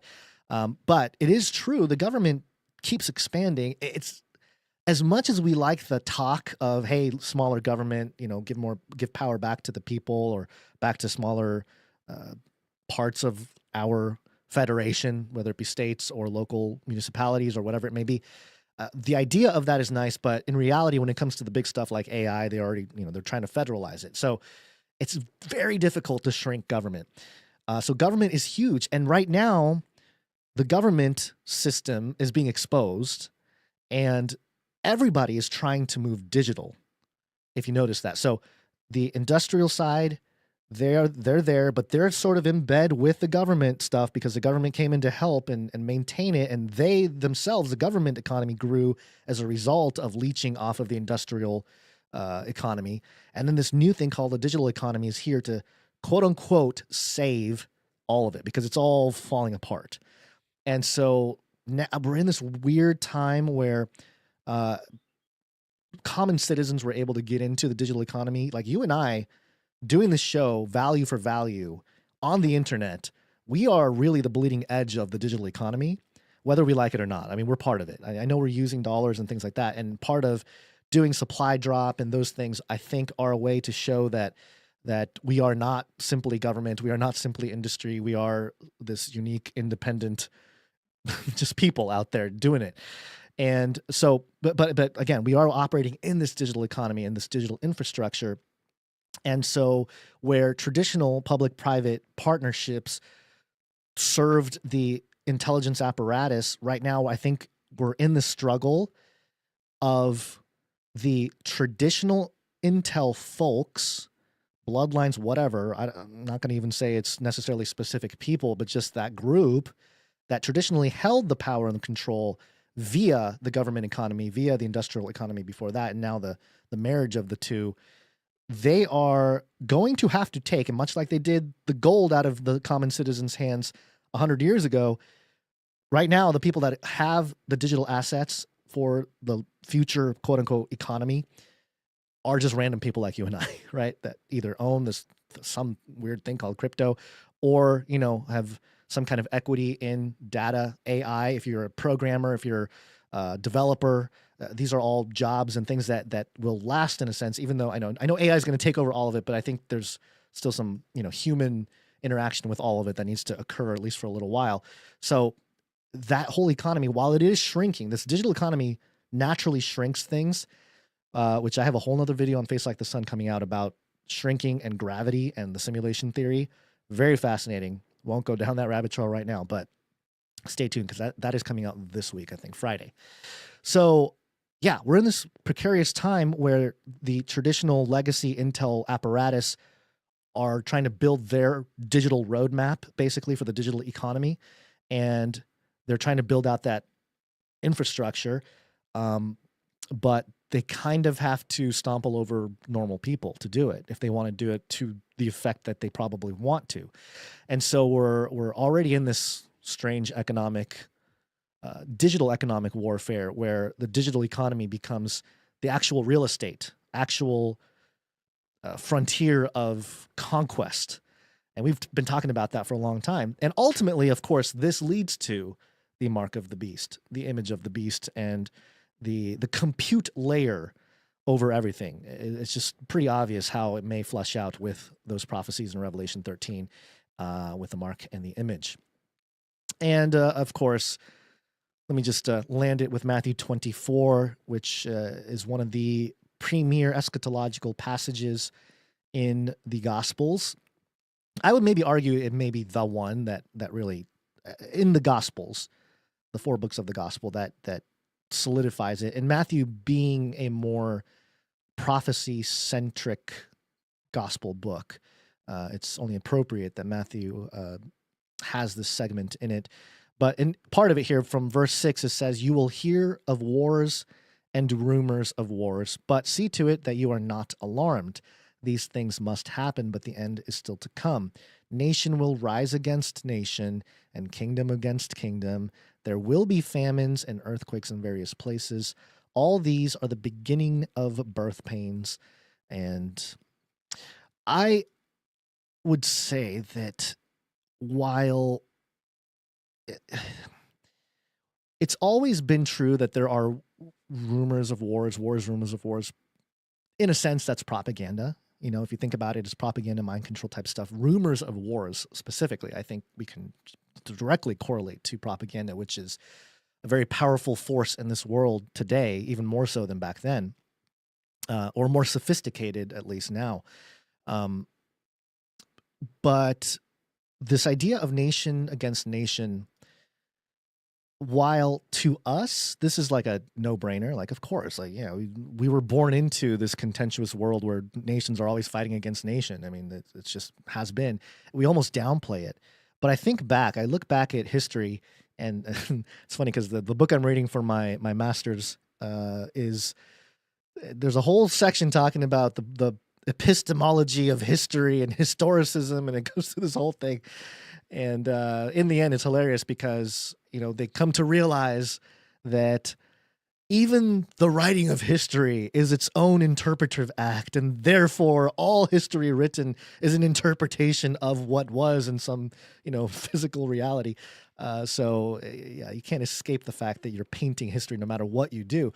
But as far as we can generally agree about history, there were obviously always nations, powerful nations trying to conquer other nations and things like that. But Not to this degree, I don't think. There's always one that was doing it back then, right? Or at least that's kind of what we're led to believe. There was one powerful Roman Empire spreading across Europe. There was, I don't know, what other, Egypt or Mesopotamia, even Israel in those Old Testament times can maybe be argued, even though their footprint was a little bit smaller. So you have these one-off groups, but now with hundreds of nations everywhere and constant trade going on, the veins of the world are much more established, and the blood flow between nations, the tensions that occur, it's much more common. So, you know, while we skip through and kind of say, yeah, of course, nation will rise against nation, kingdom against kingdom. Yeah, duh. It's I think there's some reflection that you can do with how deep and how real it is in our world today. It's quite precise. I don't think there are any words that can more accurately describe the general struggle of the world stage that we're in right now. So, okay. And then, let's see. Did I have anything else here? All right. That's it for the trade war stuff because, yeah, that's where we started here. I do think that this whole thing might indicate a big run in the markets and everything. Remember, the market is not the economy, but the market is what politicians and, you know, world leaders and everything, that's what they use as a metric to prove their point about what they're doing good or bad or whatever it may be, or what the other opponent or whoever are doing good or bad. And there's a photo here of some Chinese, who are these? U.S. and China top officials. Yeah, top officials of China and U.S. They're standing in front of a staircase with an alternating American flag and Chinese flag. I mean, even this photo is, at least in the context of what we've been led to believe are the tensions between China and the U.S., is pretty significant in its progress. And, you know, Trump won and had preached the golden age. A Trump visit to China and shake hands with Xi and the whole thing, that would indicate a quote-unquote golden age. It is possible there are some people that believe that is going to happen, that at the end of all of this, a high point in this drama between the U.S. and China will be Trump visiting China and shaking hands with Xi. And ironically enough, you know, we talked about the propaganda earlier of the no kings coming from, you know, some of the more liberal type folk against Trump and calling Trump a tyrant and monarchy. Gavin Newsom doing something similar with the whole situation with LA. What's troubling to me is that in the context of the technocracy that's being built around the Trump presidency, they're not necessarily wrong about Trump trying to elevate or push the boundaries of what traditional aspects of a president would be, only because of the technology. And that's, I guess, true if you look back in what we know of history. Prior presidents, the technology largely dictated how the president was able to work and operate, win wars, win battles, those types of situations, or win conflicts. But as time has gone on, the acceleration of that technology and then the types of tensions we're having, you know, with Trump finding a deal with China, he almost had to act a little more dictatorship-ish, if that makes any sense, because China is coming to the world stage as, hey, we're a communist party. Like, Xi is kind of our dictator. Like, he's our guy. So if you want to negotiate, you kind of have to level with him. And so there's some rationale there, but I don't know. As you know, this is all, we're falling back into the spiral of politics. So yes, I'm not going to go too far down that road because I know it's an endless pit. But I think there is a photo op maybe coming. It might be a defining moment in the Trump presidency where he shakes hands with Xi. Either Xi visits, but more likely, I think, because of the situation with China holding on to the assets or the minerals, the rare earth minerals, and being in the quote-unquote power position on that topic specifically, Trump might yield to some things and show up in China. And wouldn't that be a very presidential moment? I think that would be a victory for the conservative right and MAGA and everything else. Meanwhile, of course, this means China gets to maybe, continue on with some of the more underhanded operations, or maybe that stuff comes to the forefront, like we see with this next story, because man, the stuff ties together so well. Look, sometimes I wonder, like, am I just making this up? Like, am I just crazy? And maybe I am a little bit, that it's a fine line. But also I'm like, it's not all me being crazy. There are some things that seem to line up here, and that's that's the topic of AI. Artificial intelligence. And specifically Mark Zuckerberg. Who should we tickle next? I am not a lizard. That is one of the best jingles ever. Which is hilarious because there's a funny comedian. Ironically, his name is Zoltan. I forget his last name. I just remember his first name is Zoltan. He's a comedian. And he has this joke about how when the nerds started going on the podcasts, that's when things got weird. Because the nerds and the billionaires, they had all the money, but they were uncool. But the podcasters, they didn't have all the money, but they were cool. The Joe Rogans and all that kind of stuff. And so when the nerds go on the podcasts, the nerds get to think they're cool. And then the podcasters get to, maybe get a little trickle down from the billionaire class there.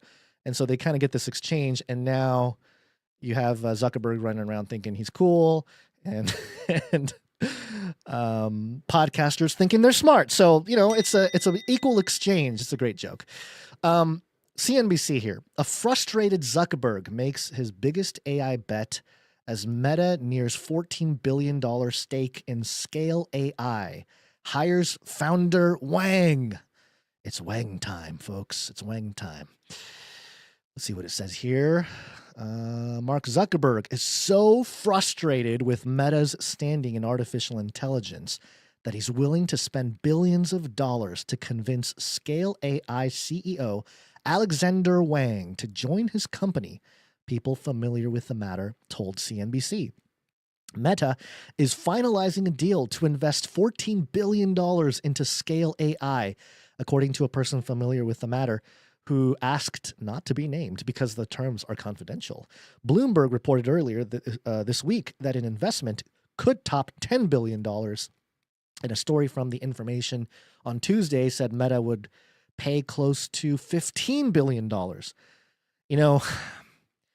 This is just like sports ball. We're just talking bigger numbers, but, in sports ball, there's a whole industry of sports media people and analysts who sit there and they talk about the contracts of the players and their free agent, and there's all and they've made, like, for example, the NBA, they made the contract topic just this crazy endless rabbit hole of stuff that is really unnecessary.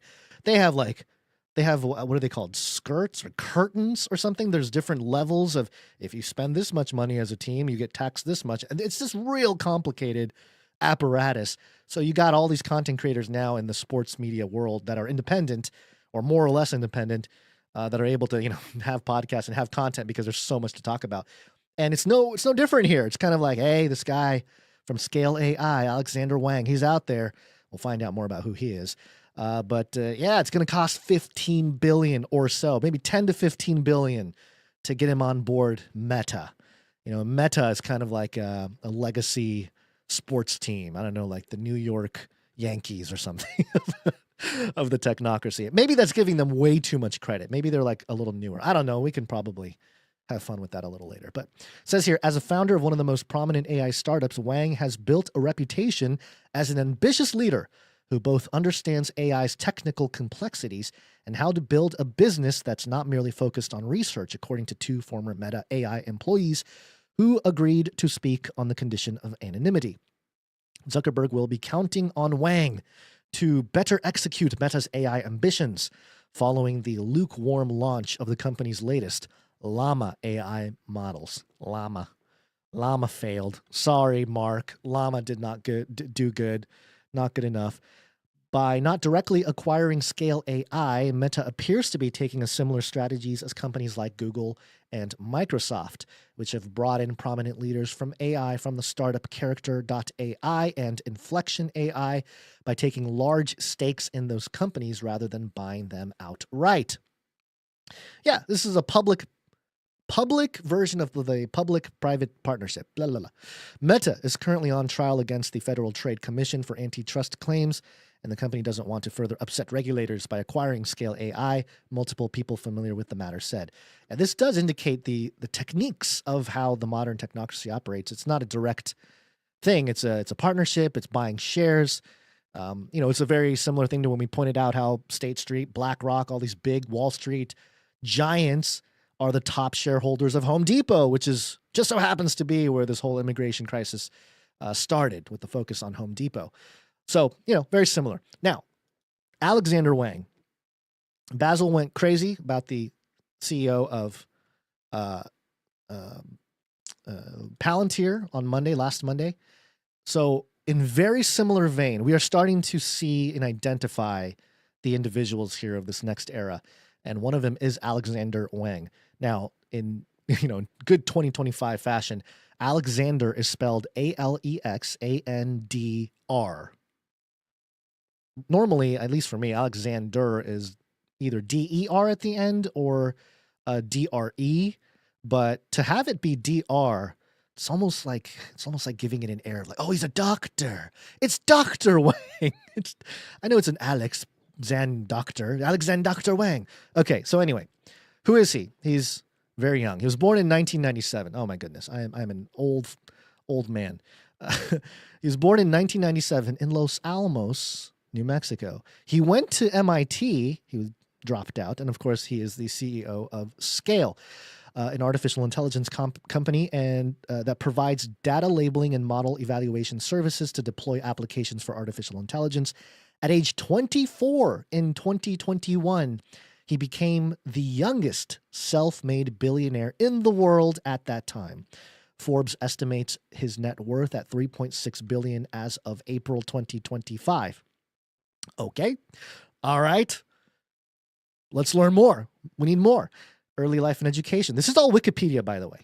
Wang was born in Los Alamos, New Mexico. He is the son of Chinese immigrants who worked as physicists at the Los Alamos National Laboratory in New Mexico. You can't do that. You can't just be the guy whose parents are from China, for one. So immigrants from China. So, okay. I mean, that by itself is not that crazy. There's lots of people with immigrants, Chinese immigrant parents. But they're in Los Alamos, and they're physicists. So, okay, sure, yeah. And they worked at the Los Alamos National Laboratory, which is one of the most notorious locations for fringe topics. You have Jacques Vallée in the book Trinity UFO Case suggesting that the Los Alamos National Laboratory scientists may have been involved in, some kind of tinkering with some otherworldly craft. Now, they were it wasn't called the Los Alamos National Laboratory right away. It was actually something else. It was where the Manhattan Project took place. It's where the MJ-12 alleged that the surviving aliens from Roswell, that whole Roswell fiasco, that's where all that comes from. There's rumors about the Dulce bases, which is situated near Archuleta Mesa on the Colorado-New Mexico border, and of course the tunneled links connection to Los Alamos being in proximity of that area. It's been brought up with that topic. You have the topic of time travel and quantum research. Obviously, the lore of Project Pegasus, and interestingly enough, Project Pegasus was the project that involved a man named Andrew Basiago. Longtime listeners will remember Andrew Basiago was the man who said he time traveled to Mars in Project Pegasus when he was a young child. He was in some classroom with Obama when they told him that he was going to be president of the United States. Basiago was told that not only is there life on Mars, but that he would be the president of the United States in 2016. This is back in like 2012 or whatever when we were doing this. So, yeah, it was just a few years away. But obviously, he did not turn out to be the president. But, you know, it's just interesting how that kind of we have memory of stuff like that. Of course, weather modification or weather weaponization conspiracies mention this location. So look, it's a place of high speculation for the fringe, and that's where the parents of Alexander Wang worked at. That's all I'm saying. Wang, it's back to the article, or not the article, but the Wikipedia. Wang was passionate about math and computer programming since childhood. He qualified for the Math Olympiad program in 2013, the U.S. physics team in 2014, and was the USA co-finalist in 2012 and 2013. Educated at Los Alamos High School, after which he moved to Silicon Valley to become a software engineer at wealth management company Adepar, and he's worked for Quora as a software programmer. He briefly attended MIT, so he's got quite the career or background. And it says here in 2016, Wang co-founded Scale AI. So he started Scale AI in 2016. An AI company that provides data labeling and model evaluation services to develop applications for AI. Former Amazon executive Jeff Wilk served as an advisor to Wang. In Web 2, we saw the winner, one of the winners, Amazon, have help from the intelligence apparatus. We saw Zuckerberg receive help from some people. Very similar, you know, the keeping it within the family, I guess. So Amazon executive helped out Wang to start Scale AI. In 2021, the company's valuation hit $7.3 billion, briefly giving Wang a $1 billion net worth as he owned 15% of the company. Scale AI has received defense contracts from the United States Armed Forces and has been tapped by the Pentagon's Chief Digital and Artificial Intelligence Office to test and evaluate the safety and reliability of large language models for military planning and decision-making. This is the guy, Mark Zuckerberg's like, we gotta bring this guy in to make sure Meta has an AI future. I demand, give him $15 billion. That's what's going on here. So, I mean, much like sports and executives of teams and their owners look for that next star player to really put their franchise, you know, on the map again. That's kind of what's going on here. Zuckerberg steering Meta, the future of AI at Meta. They need a guy. There's a couple things here that I think are so obvious, but I guess taken advantage of by the social engineers and the elite. And that is the importance of a human being. The importance of a human person still in this sort of highly techno functioning world that we're continuously moving into is that you still need a guy to be the face, to kind of do the dirty work maybe to some extent, but you can have the greatest. And look, Zuckerberg's already kind of had his moment, right? And so he's set. His interest is more about his legacy. He doesn't necessarily care, I don't think, about a lot of things. His legacy is probably what he's focused on most, and his legacy is tied to Meta and Facebook, and Meta as a brand more so probably moving into the future.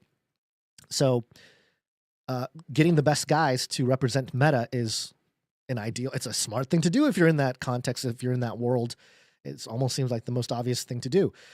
So it's not any fault on him. But again, it's this clear showing or clear transparency of the reality of the situation. You still need a person. You need an individual to represent the future, to represent,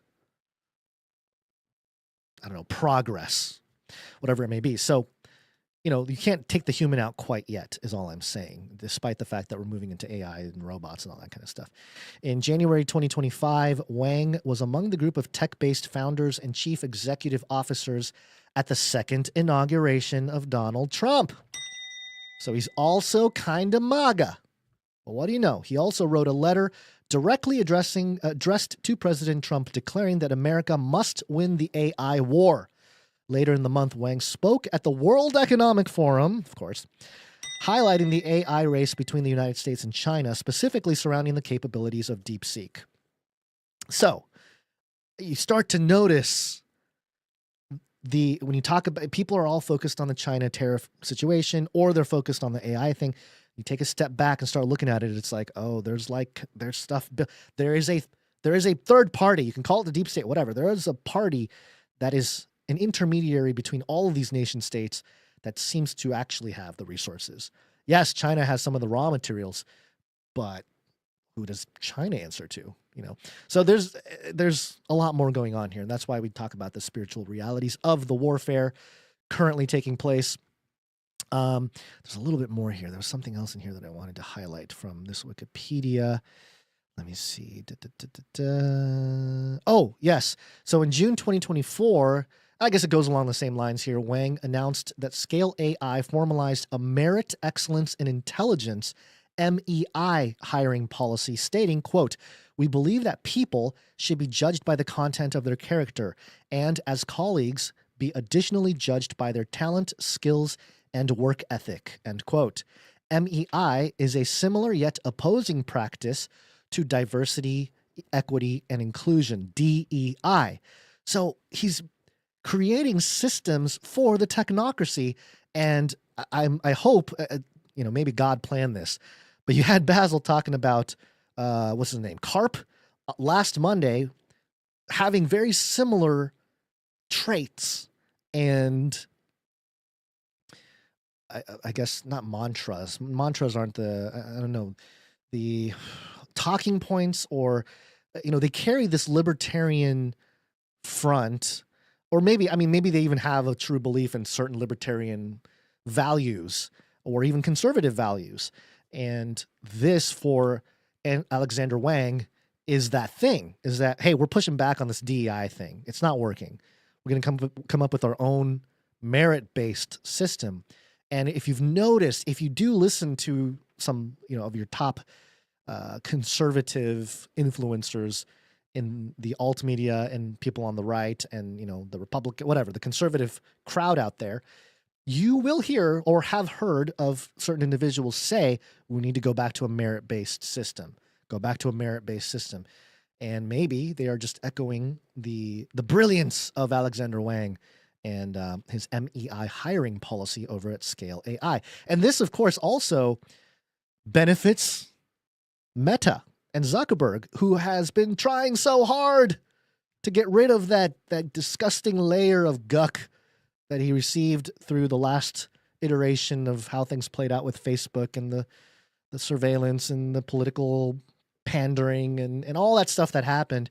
He's trying to shake out of that. He's trying to get rid of that persona, Meta being a part of metamorphosis. What's next? That's what it means, meta, the next thing or the next layer, the hidden layer. So it all makes sense. It all kind of comes together. Okay, so I hope there's a through line here that you can all see with the trade talks between China and the U.S. becoming more friendly, and at the same time, Zuckerberg coming in and wanting to hire Wang, or has hired Wang for between $10 and $15 billion to be the guy for Meta. And who knows how deep the rabbit hole goes with this stuff, but as far as we can track publicly, it appears there is some smoke, which usually means there's some kind of fire. Oh, I forgot. There was one aspect of the Los Alamos topic, which is where Alexander Wang was from, and specifically the Los Alamos National Laboratory being the location where Alex Wang's parents worked. We have this ACHRE report. This is an ehss.energy.gov report. It's public, and the headline is Advisory Committee on Human Radiation Experiments. And the executive summary, we'll just do the, let's see, hold on. Let me see if I can find the exact mention here. I'm not finding the exact words. But basically, this was the indictment report pointing out some of the unethical experimentation that happened at places like Los Alamos National Laboratory. And there are lots of documents out there like this. You can go find them. But the other one I wanted to point out, and this one was a little bit more interesting. There's an article from Maritalk.com. This was published back in November of 2020. And the headline is Los Alamos National Laboratory lets users time travel with mobile app. So, ooh, time travel. But it's not what you think, but also maybe it is what you think. Los Alamos National Laboratory has turned to a mobile app to let the public time travel to the 1940s. LMNL announced that it has re-released its mobile app, the Secret City Project Y, which allows users to explore Los Alamos, New Mexico as it was during the Manhattan Project in the 1940s. For those who aren't history buffs, the Los Alamos Laboratory, also known as Project Y, was a secret laboratory established by the Manhattan Project and operated by the University of California during World War II. It was tasked with designing and building the first atomic bombs. The lab was eventually renamed the Los Alamos National Laboratory in 1981. So, yeah, an app, huh? An app that tracks you walking around Los Alamos and lets you time travel back to the 1940s. What is it? I mean, I'm very curious. Is it a VR thing? And this is like the smack middle of the pandemic, too. What are they doing? Which makes sense. Kind of makes sense. It's like, all right, we're going to lock you all down. Everyone's going to become a conspiracy theorist because they're sitting there on the internet and they're finding out truths about the world. And then we'll just drop an app where you're going to break protocol, you're going to break quarantine, and you're going to walk around the Los Alamos National Laboratory and discover all the secrets from the 1940s. And we'll track you and everything you do. Yeah, pretty interesting. So, you know, again, these patterns, if you will, they're not something that I'm coming up with. I'm not looking necessarily for this type of stuff. And admittedly, sometimes when we're putting episodes together, there really isn't that many interesting rabbit trails to go down. It's kind of like kind of a dead end. But every once in a while, we have a momentum. And I feel that this show right now is identifying some of the actors or the players or the narratives that are being built right now that will continue to grow and become more and more public over time. Individuals and companies and everything that are going to be staple to the next iteration of our socially engineered society. And speaking of engineering, I got a couple more stories here to wrap it up. And then I'm going to get going here. How long have we been going? Almost 2 hours. Okay, I still got time. All right, let's see what time. Okay, all right, yeah. All right, so 2 topics I wanted to cover before we get out of here. Geoengineering. Speaking of engineering, geoengineering, APnews.com. Unsubstantiated chemtrail conspiracy theories lead to legislation proposed in U.S. state houses. Unsubstantiated chemtrail conspiracy theories, they say. As Louisiana Rep. Kimberly Landry Coates stood before her colleagues in the state's legislature, she warned that the bill she was presenting might, quote, seem strange or even crazy. Some lawmakers laughed with disbelief, and others listened intently as Coates described situations that are often noted in discussions of quote-unquote chemtrails, a decades-old conspiracy theory that posits the white lines left behind by aircraft in the sky are releasing chemicals for any number of reasons, some of them nefarious. As she urged lawmakers to ban the unsubstantiated practice, okay, I don't think it's that unsubstantiated, but all right. She told skeptics to, quote, start looking up at the sky. Yeah, start looking up for chemtrails, not for Jesus. You know, they say when these things begin to happen, look up. But yeah, okay, politicians, look up. There's chemtrails. Quote, I'm really worried about what is going on above us and what is happening, and we as Louisiana citizens did not give anyone the right to do this above us, the Republican said. Louisiana is the largest or latest state taking inspiration from a wide-ranging conspiratorial narrative. Hello, fifth generation warfare. Mixing it with facts. Okay, AP. To create legislation. AP. We should expect nothing less from AP, to be honest. But that is brilliant crafting right there. That is brilliant narrative crafting. Louisiana is the latest state taking inspiration from a wide-ranging conspiratorial narrative, mixing it with facts to create legislation. You got to mix in some facts to make legislation. I mean, you know, if we apply the same measuring stick to many of our liberal policies and legislation that we've had the last decade, I would argue that they come also from maybe some unhinged or like undereducated or over-socialized at the very least. I won't necessarily say undereducated because clearly the halls of academia were filled with these types of folks who were thinking this way. But yeah, mixing it with facts to make it legislation is the tactic, the game that everybody is playing right now. Of course. Tennessee Governor Bill Lee signed a similar measure into law last year, and one in Florida has passed both the House and the Senate.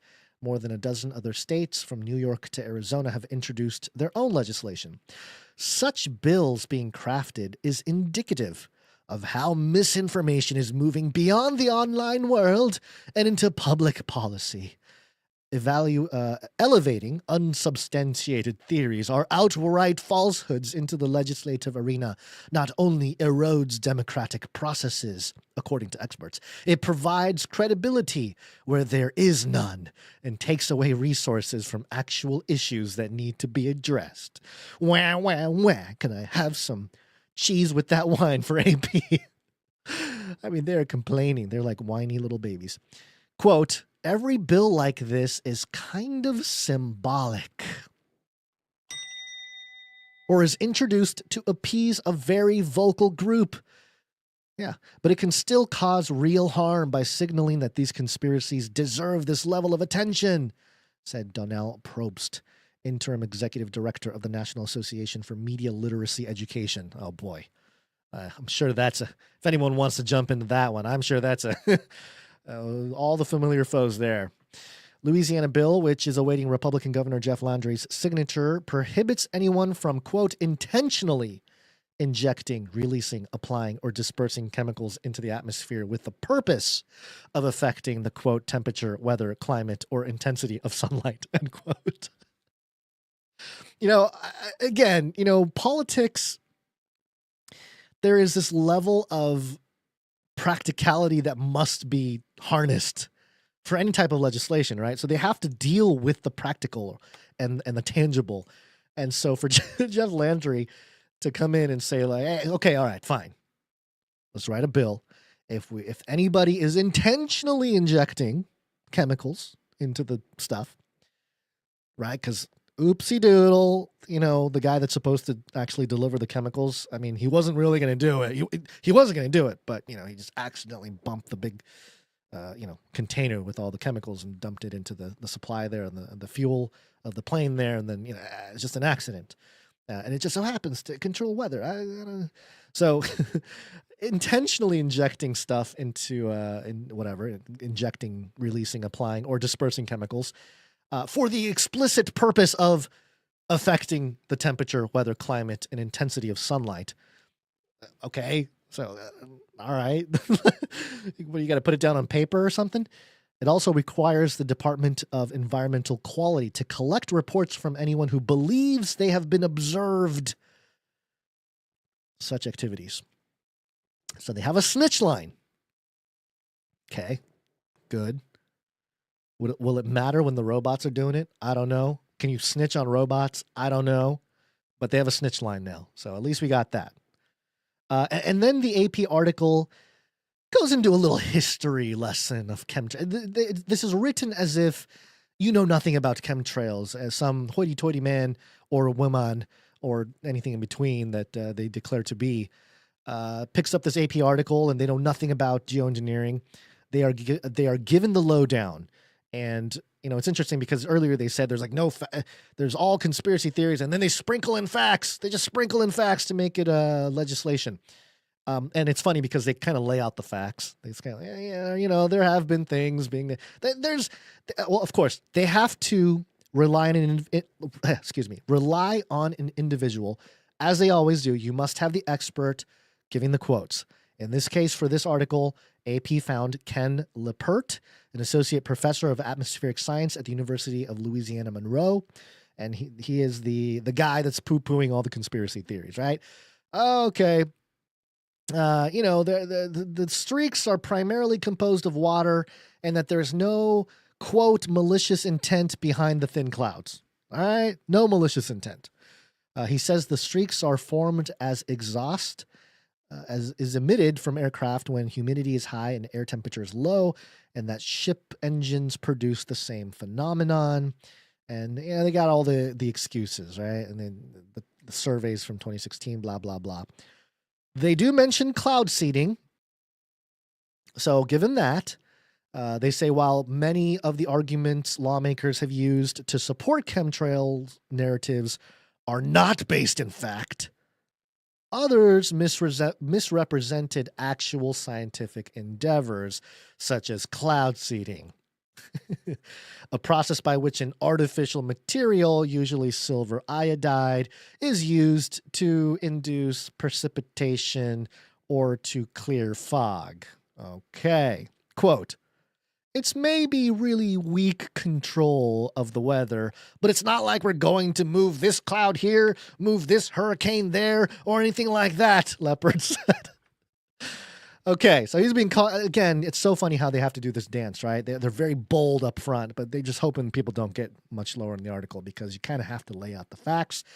When you start laying out the facts, it does seem like there is technology to change, or at least affect the weather or the climate in certain respects using chemicals in the sky, right? Cloud seeding, I mean, that's what it is. It's hundreds of years old. So, but yeah, they got to kind of tiptoe around that. And this was a little bit interesting. Parker Cardwell, an employee of a California-based cloud seeding company called Rainmaker, testified before lawmakers in Louisiana and asked that an amendment be made to the legislation to avoid impacts to the industry. The practice is an imprecise undertaking with mixed results that isn't widely used, especially in Louisiana, which has significant natural rainfall. Makes you wonder if all that rainfall in Louisiana is natural, or if it's getting assistance from something. According to Louisiana's Department of Agriculture and Forestry, a cloud seeding permit or license has never been issued in the state. Okay, so see, the problem with bringing this to light is it creates a whole new line, almost an industry of legislation, multiple layers of bureaucracy, which, look, if you're trying to stop this whole thing, that's actually good. Give him a bunch of bureaucracy because it makes everything transparent and people have to come to the forefront. They got to be public. They have to report things, and we can, as a public, generally be more sophisticated about what we're voting for when it comes to these types of legislations, whether it's necessary or not. So in that sense, it's good. But on the other hand, I don't know, maybe too little, too late. And there are probably ways around this anyway. If this is what they're allowing the people to fight for now at the legislative level in our governments, then rest assured, whatever's actually going on, much further along and out of sight, out of mind for most of us out here. So, okay, AP goes into geoengineering. They talk about it. They got to lay stuff out. It says it is, they talk about SRM, which is solar radiation modification. And then it says it is a type of geoengineering. Research into the viability of many methods of potential unintended consequences is ongoing, but none have actually been deployed. None officially on the books, I suppose, maybe. And research into the viability of many methods and potential unintended consequences is ongoing, meaning we don't know yet. We don't know if there's any consequences for the stuff. The research is still moving forward, which means they probably don't want anybody to really dig in too far to what they're really up to, because it's probably not good. Probably not good. So that's the AP article dancing around this topic here of geoengineering and chemtrails. Good for the state of Louisiana to bring attention to it, at least better than other states, I suppose, if we're comparing it to places like California, where we're still seeing it. I mean, I still see those lines, those beautiful lines in the sky that linger on and then kind of float around and then get fat and big and then finally disperses. So, it's always an interesting topic because it's tied into everything, and it's one that everybody can go outside and look and have an opinion on. So, okay, one more story here, and this is coming from Forbes. Space Pope Reptilian. Wrong jingle. Space. Wanna go to space? All right, this is coming from Forbes. The headline here is Spacecraft sends back first ever images of sun's south pole. All right. It says here, launching in February 2020 to take the first ever close-up image of the sun, the European Space Agency's Solar Orbiter spacecraft has sent back humanity's first clear images of the sun's south pole. Quote, today we reveal mankind's first ever views of the sun's pole, said Professor Carol Mundell, ESA's Director of Science. Quote, these new unique views from our Solar Orbiter mission are the beginning of a new era of solar science. I mean, a new era. We will launch a new age. This is a whole new era of solar science. Can you believe it? Just a probe in space taking a picture of the bottom, the moon. The moon of the sun. Isn't that great? Okay, they got some pictures here. And it's funny because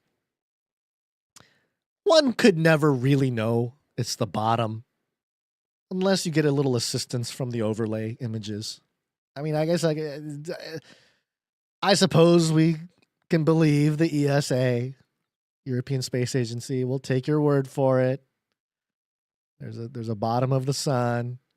And, there's lines there and stuff. But yeah, if there were no lines to show the bottom, it would just look like just part of the ball. And okay, great. The unique views of the sun were captured on March 16th through 17th when Solar Orbiter was orbiting the sun from 15 degrees below the solar equator. The three cameras provided images of the sun in visible light, ultraviolet light, violet light, and light emanating from different temperatures of charged gas above the sun's surface, revealing distinct layers of the sun's atmosphere. Yeah, okay. All right. So, yes, they did it. They found the bottom of the sun. They found the Antarctica of the sun. I don't know if that means there's a portal there. I don't know if it's where the bad stuff comes out. I don't know. But it appears to be launching the new golden age, or at least in solar science. And it's not just solar science, it's everything. We're in the golden age of everything. So even solar science gets to come along for the ride. So that's good.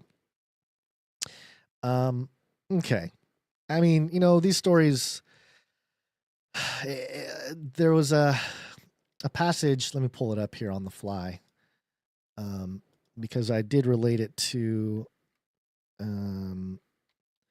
another space-related story. I am noticing a lot of space-related stories recently again, because I do think that it's going to be used as part of the backdrop, if you will. I mean, literal, almost the screen for the Technium to take place, like an advertisement board. Okay, let's see. Obadiah 1:4.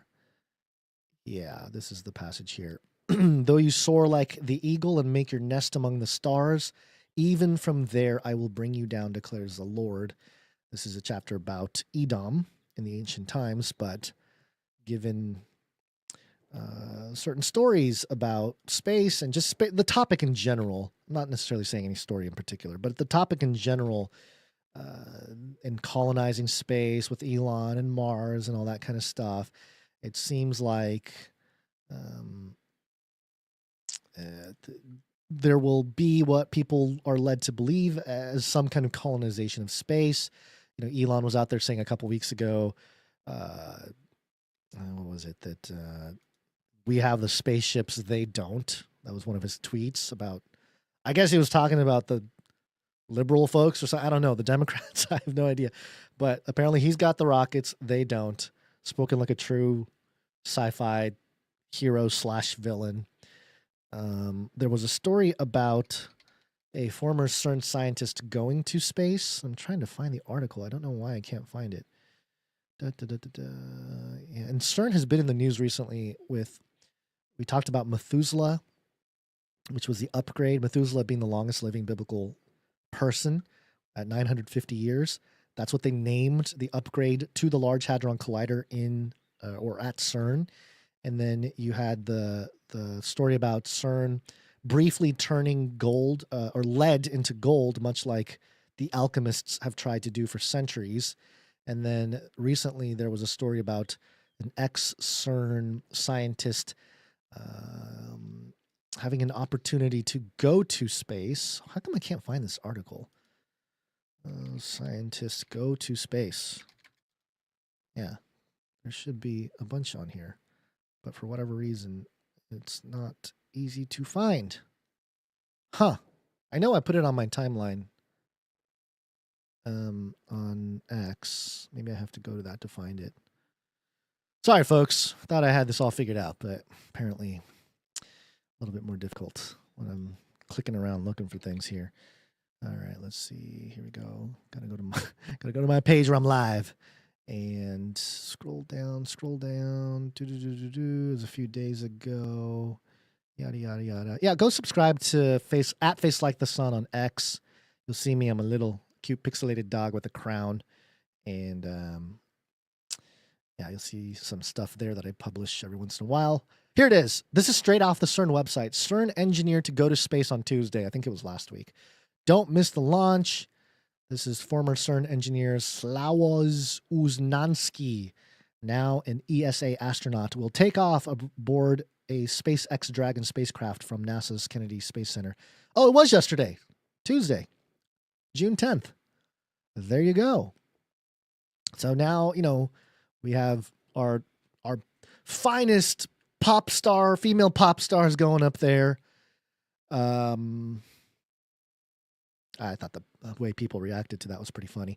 But also former CERN engineers. I don't know if they're going up there to smash particles. I don't know if they're going up there to try to change lead into gold in the spaceship or something. Who knows? In the Dragon craft. Of course, he's in Dragon too. SpaceX's Dragon. So many places you can go with that. So many things that are just straight biblical.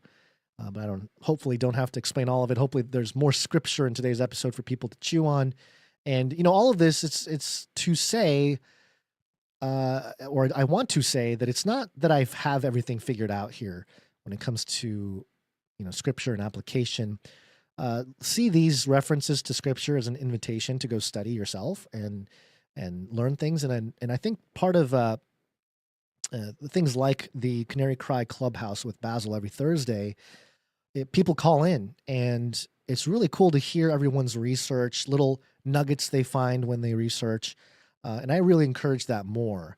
So, you know, there are a lot of brilliant minds who hang out with us on this podcast. So now's your time. Get your research out there. You know, if there's something that's really compelling and good, we can start building more of a thesis around it, you know, but you'll never know unless you kind of share those ideas. So I encourage everybody to start studying more and see how everything applies here to our crazy unfolding world. And yeah, I really, really think that our show and shows like ours, especially, you know, Christian shows more specifically, we have a responsibility to holding hands is probably a little too intense. In some respects, maybe it's true. But for the younger generation to see the biblical relevance to everything going on, again, there are a lot of people who are doing this at various levels. And it feels like nowadays it's much more common for the common Christian, at least in America, to be more familiar with the more fringier topics. But it doesn't mean that you have to stop there. You know, the Bible is filled, it's rich with things that can help you in your day-to-day, and how to essentially deal with the troubles of this world at every level. And if we're talking about world events, a lot of times people use or look at the news and get really involved in the news because it's kind of their escape from whatever life stuff is going on. It's partly a distraction. You know, it's kind of like sports. And if you get pulled into the politics of it all, it's very much like sports, where it's distracting you from real stuff going on. Now, on this show, we, of course, present the news, but we do our best to keep the perspective, the spiritual perspective, the main thing, keeping Jesus the main focus and analyzing from that place. And we don't always do it perfectly, but it is the goal here. And as time goes on, it's interesting to me that a lot of the things that we had built upon over the course of the years with a general thesis about the direction of society and how the Bible, especially biblical eschatology in the grand sense, seem to align or have similar patterns or have character traits or character traits is a really good way to put it, because it's not exactly that it's the same or the same players or the same individuals or locations, which I think part of the issue with doing prophecy from a historicist perspective, people get trapped in that, where, again, for example, with the Daniel thing we talked about earlier, oh, it's about Rome. It's about nothing ever again, ever since that time. It's like, I don't think so.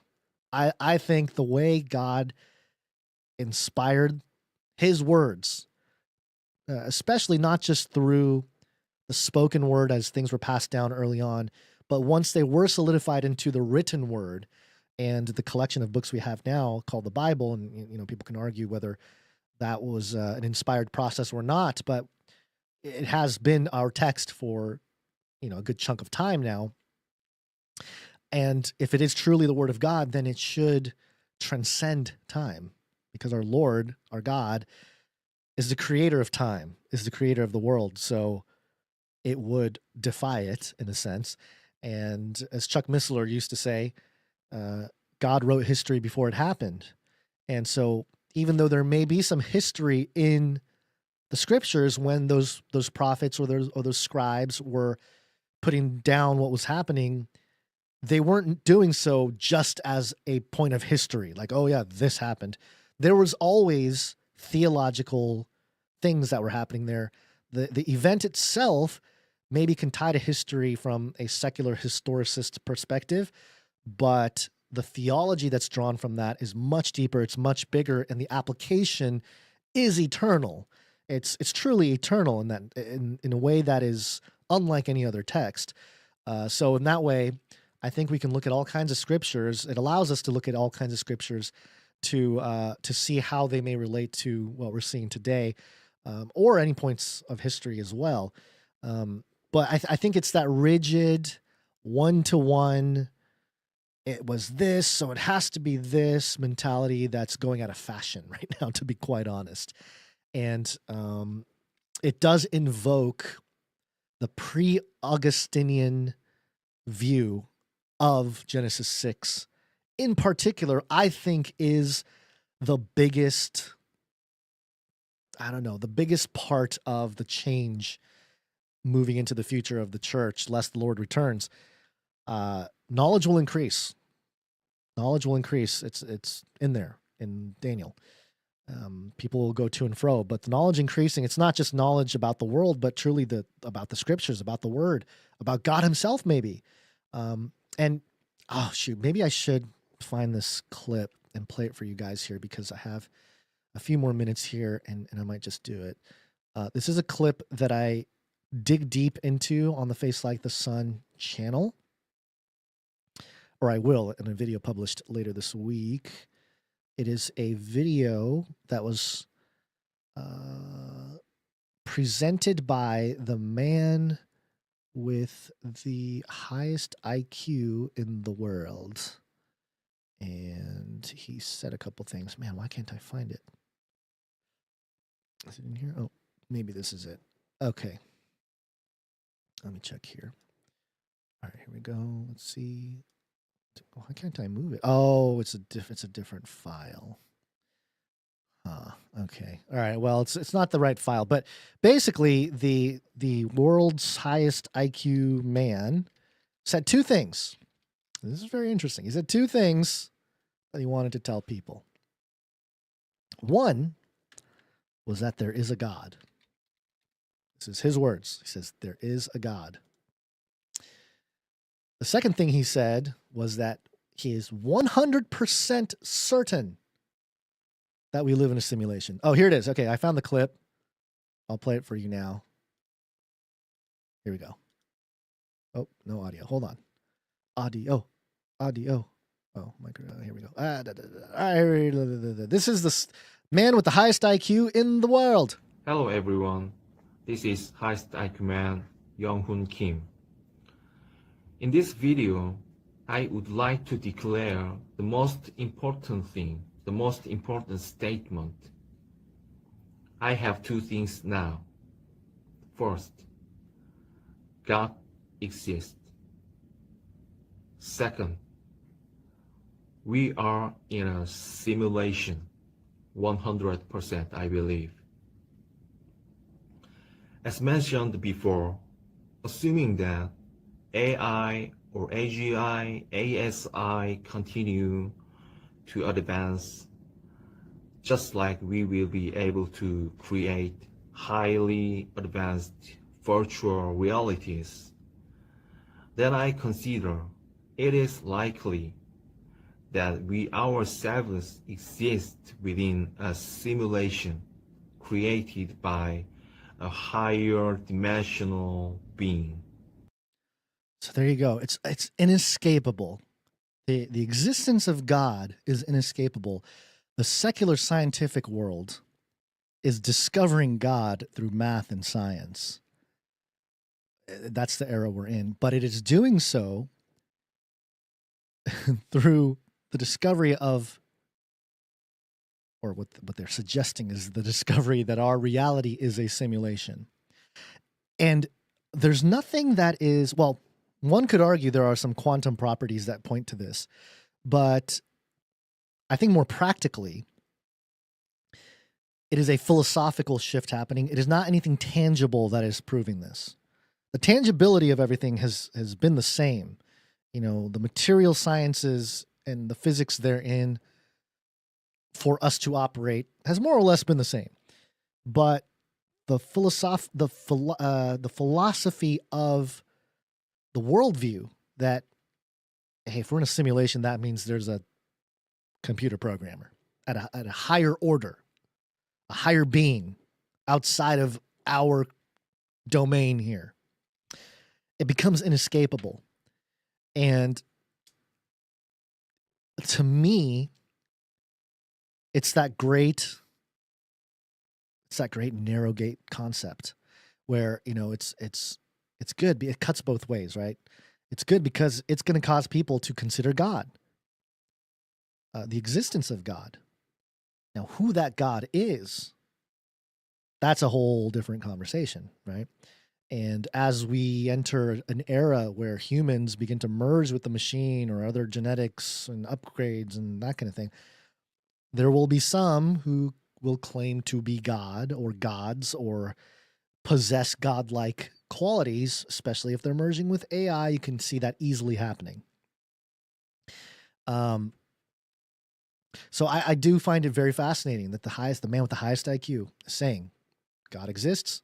We also live in a simulation, and it's only rational to suggest that, therefore, there has to be some kind of higher dimensional being. And it really does the negative side of this also, not just, people thinking they're God. The opposite side of this is that the standard for proving that one is God is once again on the table. I guess it's always been on the table, I suppose. But Jesus' resurrection, based upon all the prophecies written about him, especially in Isaiah, but the fulfillment of those prophecies, the witness of the hundreds of people who saw Jesus risen from the dead, and that being the catalyst for this faith that we have today, thousands of years later. And it's this belief not just in an event of Jesus, this man who claimed to be equal with the Father, coming in the flesh, dying, defying death, the very thing that defines our creation, entropy, death. We don't have any control over it. It's just we're born into it. There is entropy. There is decay. There is death. We don't like it. Clearly, nobody likes it. But it is just a part of life. And so to defeat it, to defy it, was enough to keep a tradition alive of believing he is God. Jesus was God, even throughout today. And it's a belief, right? It passes all of the rational tests, even if you look into it rationally, of why Jesus may have been God.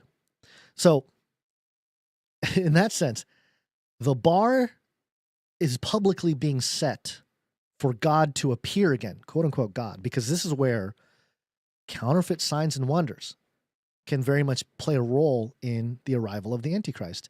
Because based on all the scriptures, both in Daniel, I think Daniel 9, as well as 2 Thessalonians 2, the very famous passages about the Antichrist, you have this man of sin declaring himself to be God. And it warns against the counterfeit signs and wonders to convince the world that he is God. And then you go to Revelation 13, you have the beast, you have the little horn, you have the first beast who gets a mortal head, when you have all that. But you also have the second beast who looks like a lamb. He speaks like a dragon, but he looks like the lamb, which means he performs miracles in the sight of men. He calls fire down from heaven. He heals the first beast of his mortal head wound. He's performing miracles. He's doing the things that would convince a skeptical public that they have something, a power beyond what is normal, what is considered nature or natural. So, again, I'm putting together, it's a shorter video about this topic, and I actually go into a paper that was published a couple weeks ago. Somebody brought it to my attention. It is a study that suggests that gravity itself is a property of the second law of infodynamics. I know it gets a little heady, but everyone knows about the second law of thermodynamics. Well, they're presenting this thing called the second law of infodynamics, and modern physics is moving into truly with the layer of compute. I think it's just, you can't avoid it. The layer of compute washing over us in time. Modern physics is moving away from the actual sort of physical, materialistic approach to physics, and it's moving into information. And information is much more malleable and tangible now that we have that compute layer. So I hope that makes sense, is that this digital infrastructure that's being built allows for information systems to be more visible, and you can get your hands in there and change things around. Now with AI, you can just dump data into an AI, have it sort things, organize things. So the ability to do all that is different now. And I think that's it's indicative of where we are and where we're headed. Things are going to get weird, folks. It's already gotten weird. 10 years ago when we said things are going to be weird, I mean, you can't deny we were not wrong about that. Things got very strange. But now here we are, continuing to say things are going to keep getting weirder.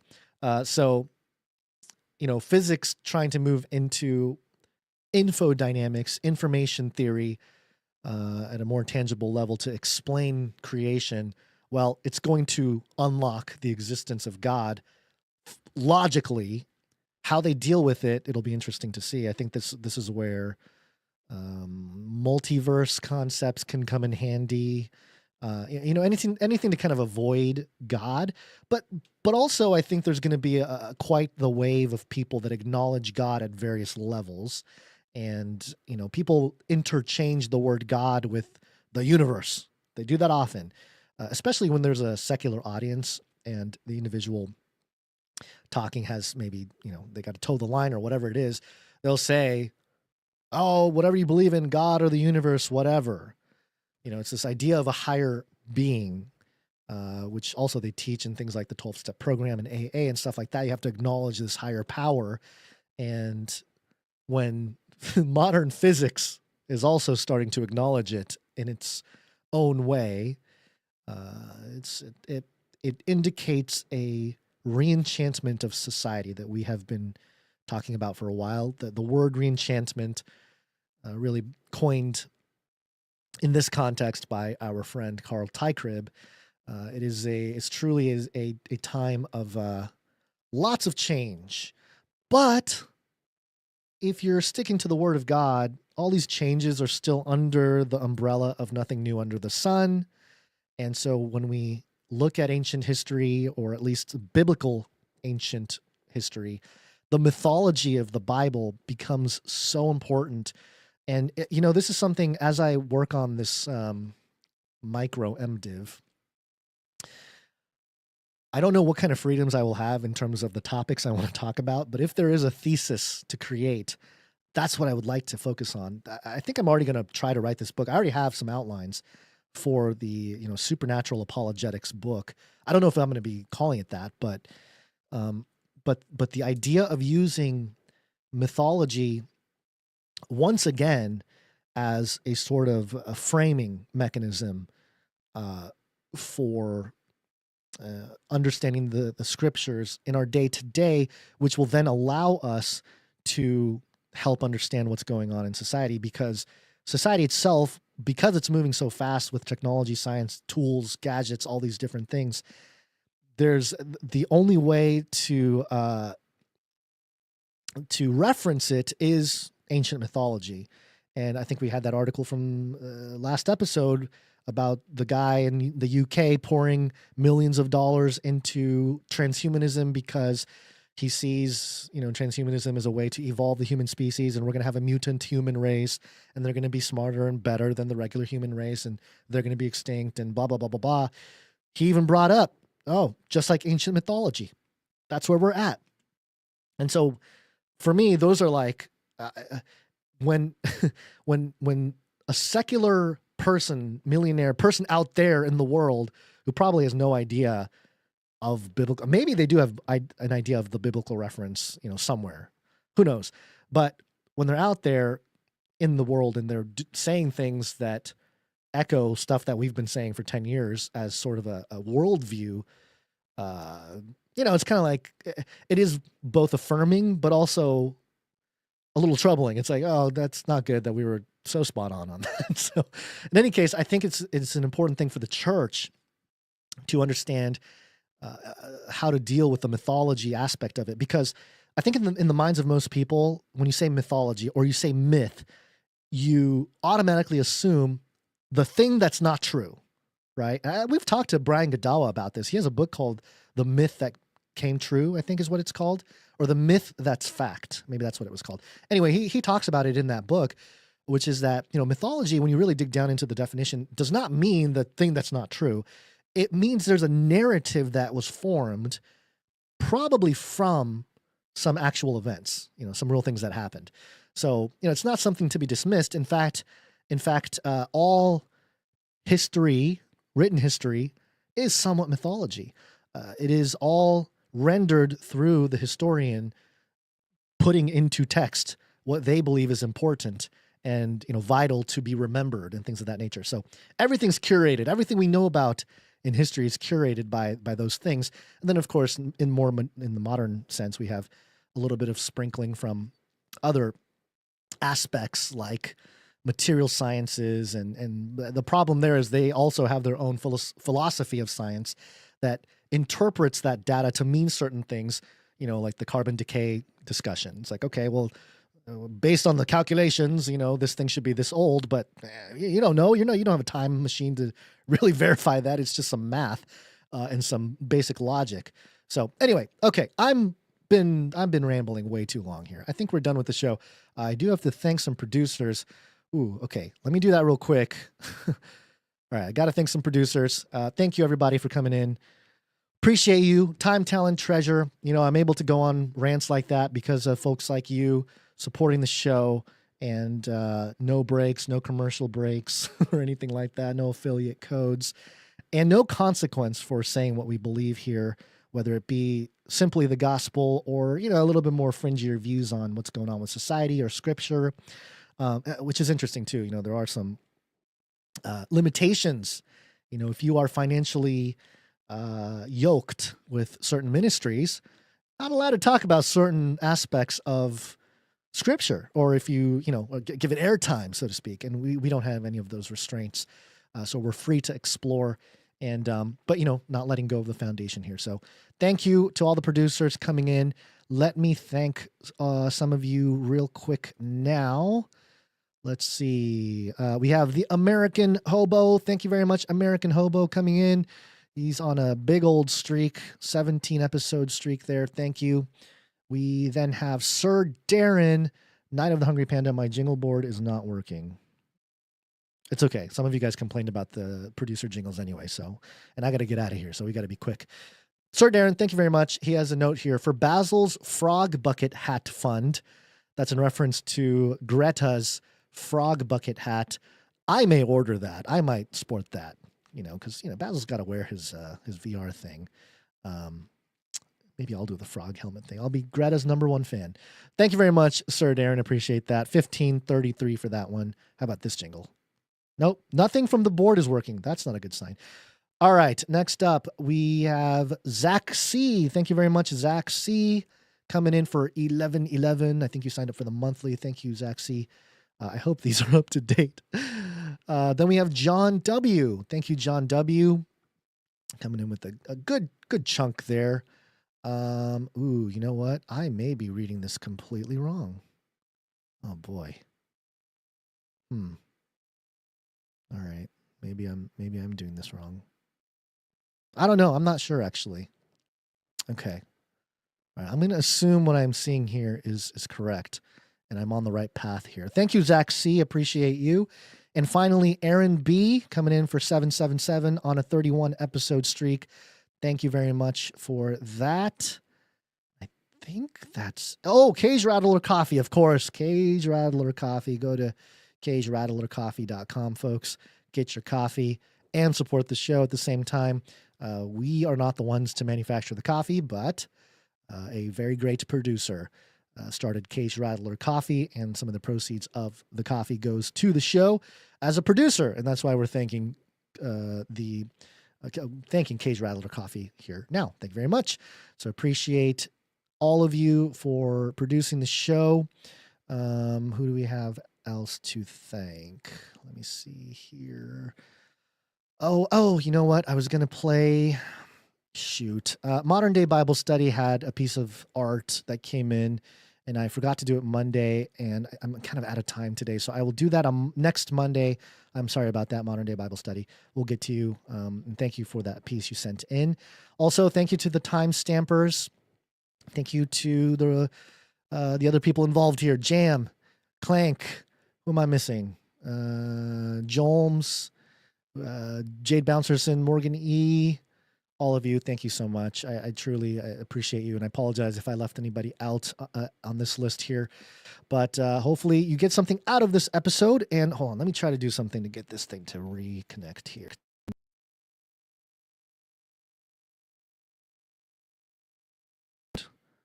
Huh. All right. Welp, now I know how Basil feels on Canary Cry Clubhouse, because... he doesn't have all the jingles on the jingle board. What jingles are on here? Let me see.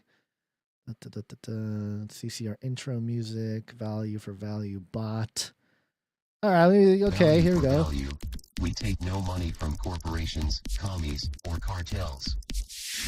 Value for value. Oh no, it's repeating. We don't want that to. Okay. All right. Well, thank you very much, everybody. I got to get out of here. I'm sorry for the weird ending to this episode, but apparently I ranted for too long, and computers and jingle boards and stuff stopped working. But thankfully we have this here. Appreciate you guys. We'll see you guys next week. Beyond the Verse coming up later this week. That video about gravity and the simulation theory coming up later this week on the Face Like the Sun channel as well.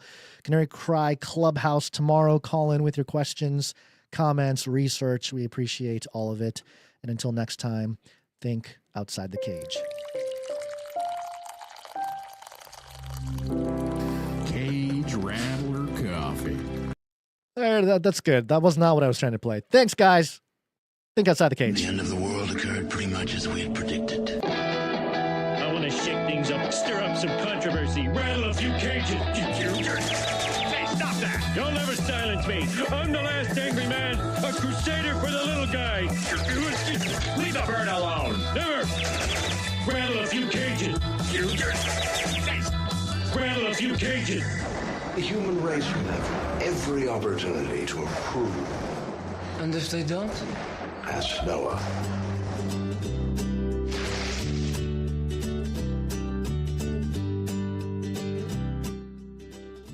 Oh, it does the whole thing. Does the background music cut out when I talk? I don't know. All right, well, you know what? One last thing. According to the calendar, Canary Cry calendar, it is Propaganda Rooster Remembrance Day. So before your day is done, just for a brief moment, remember the Propaganda Rooster. God bless. Think outside the rooster cage.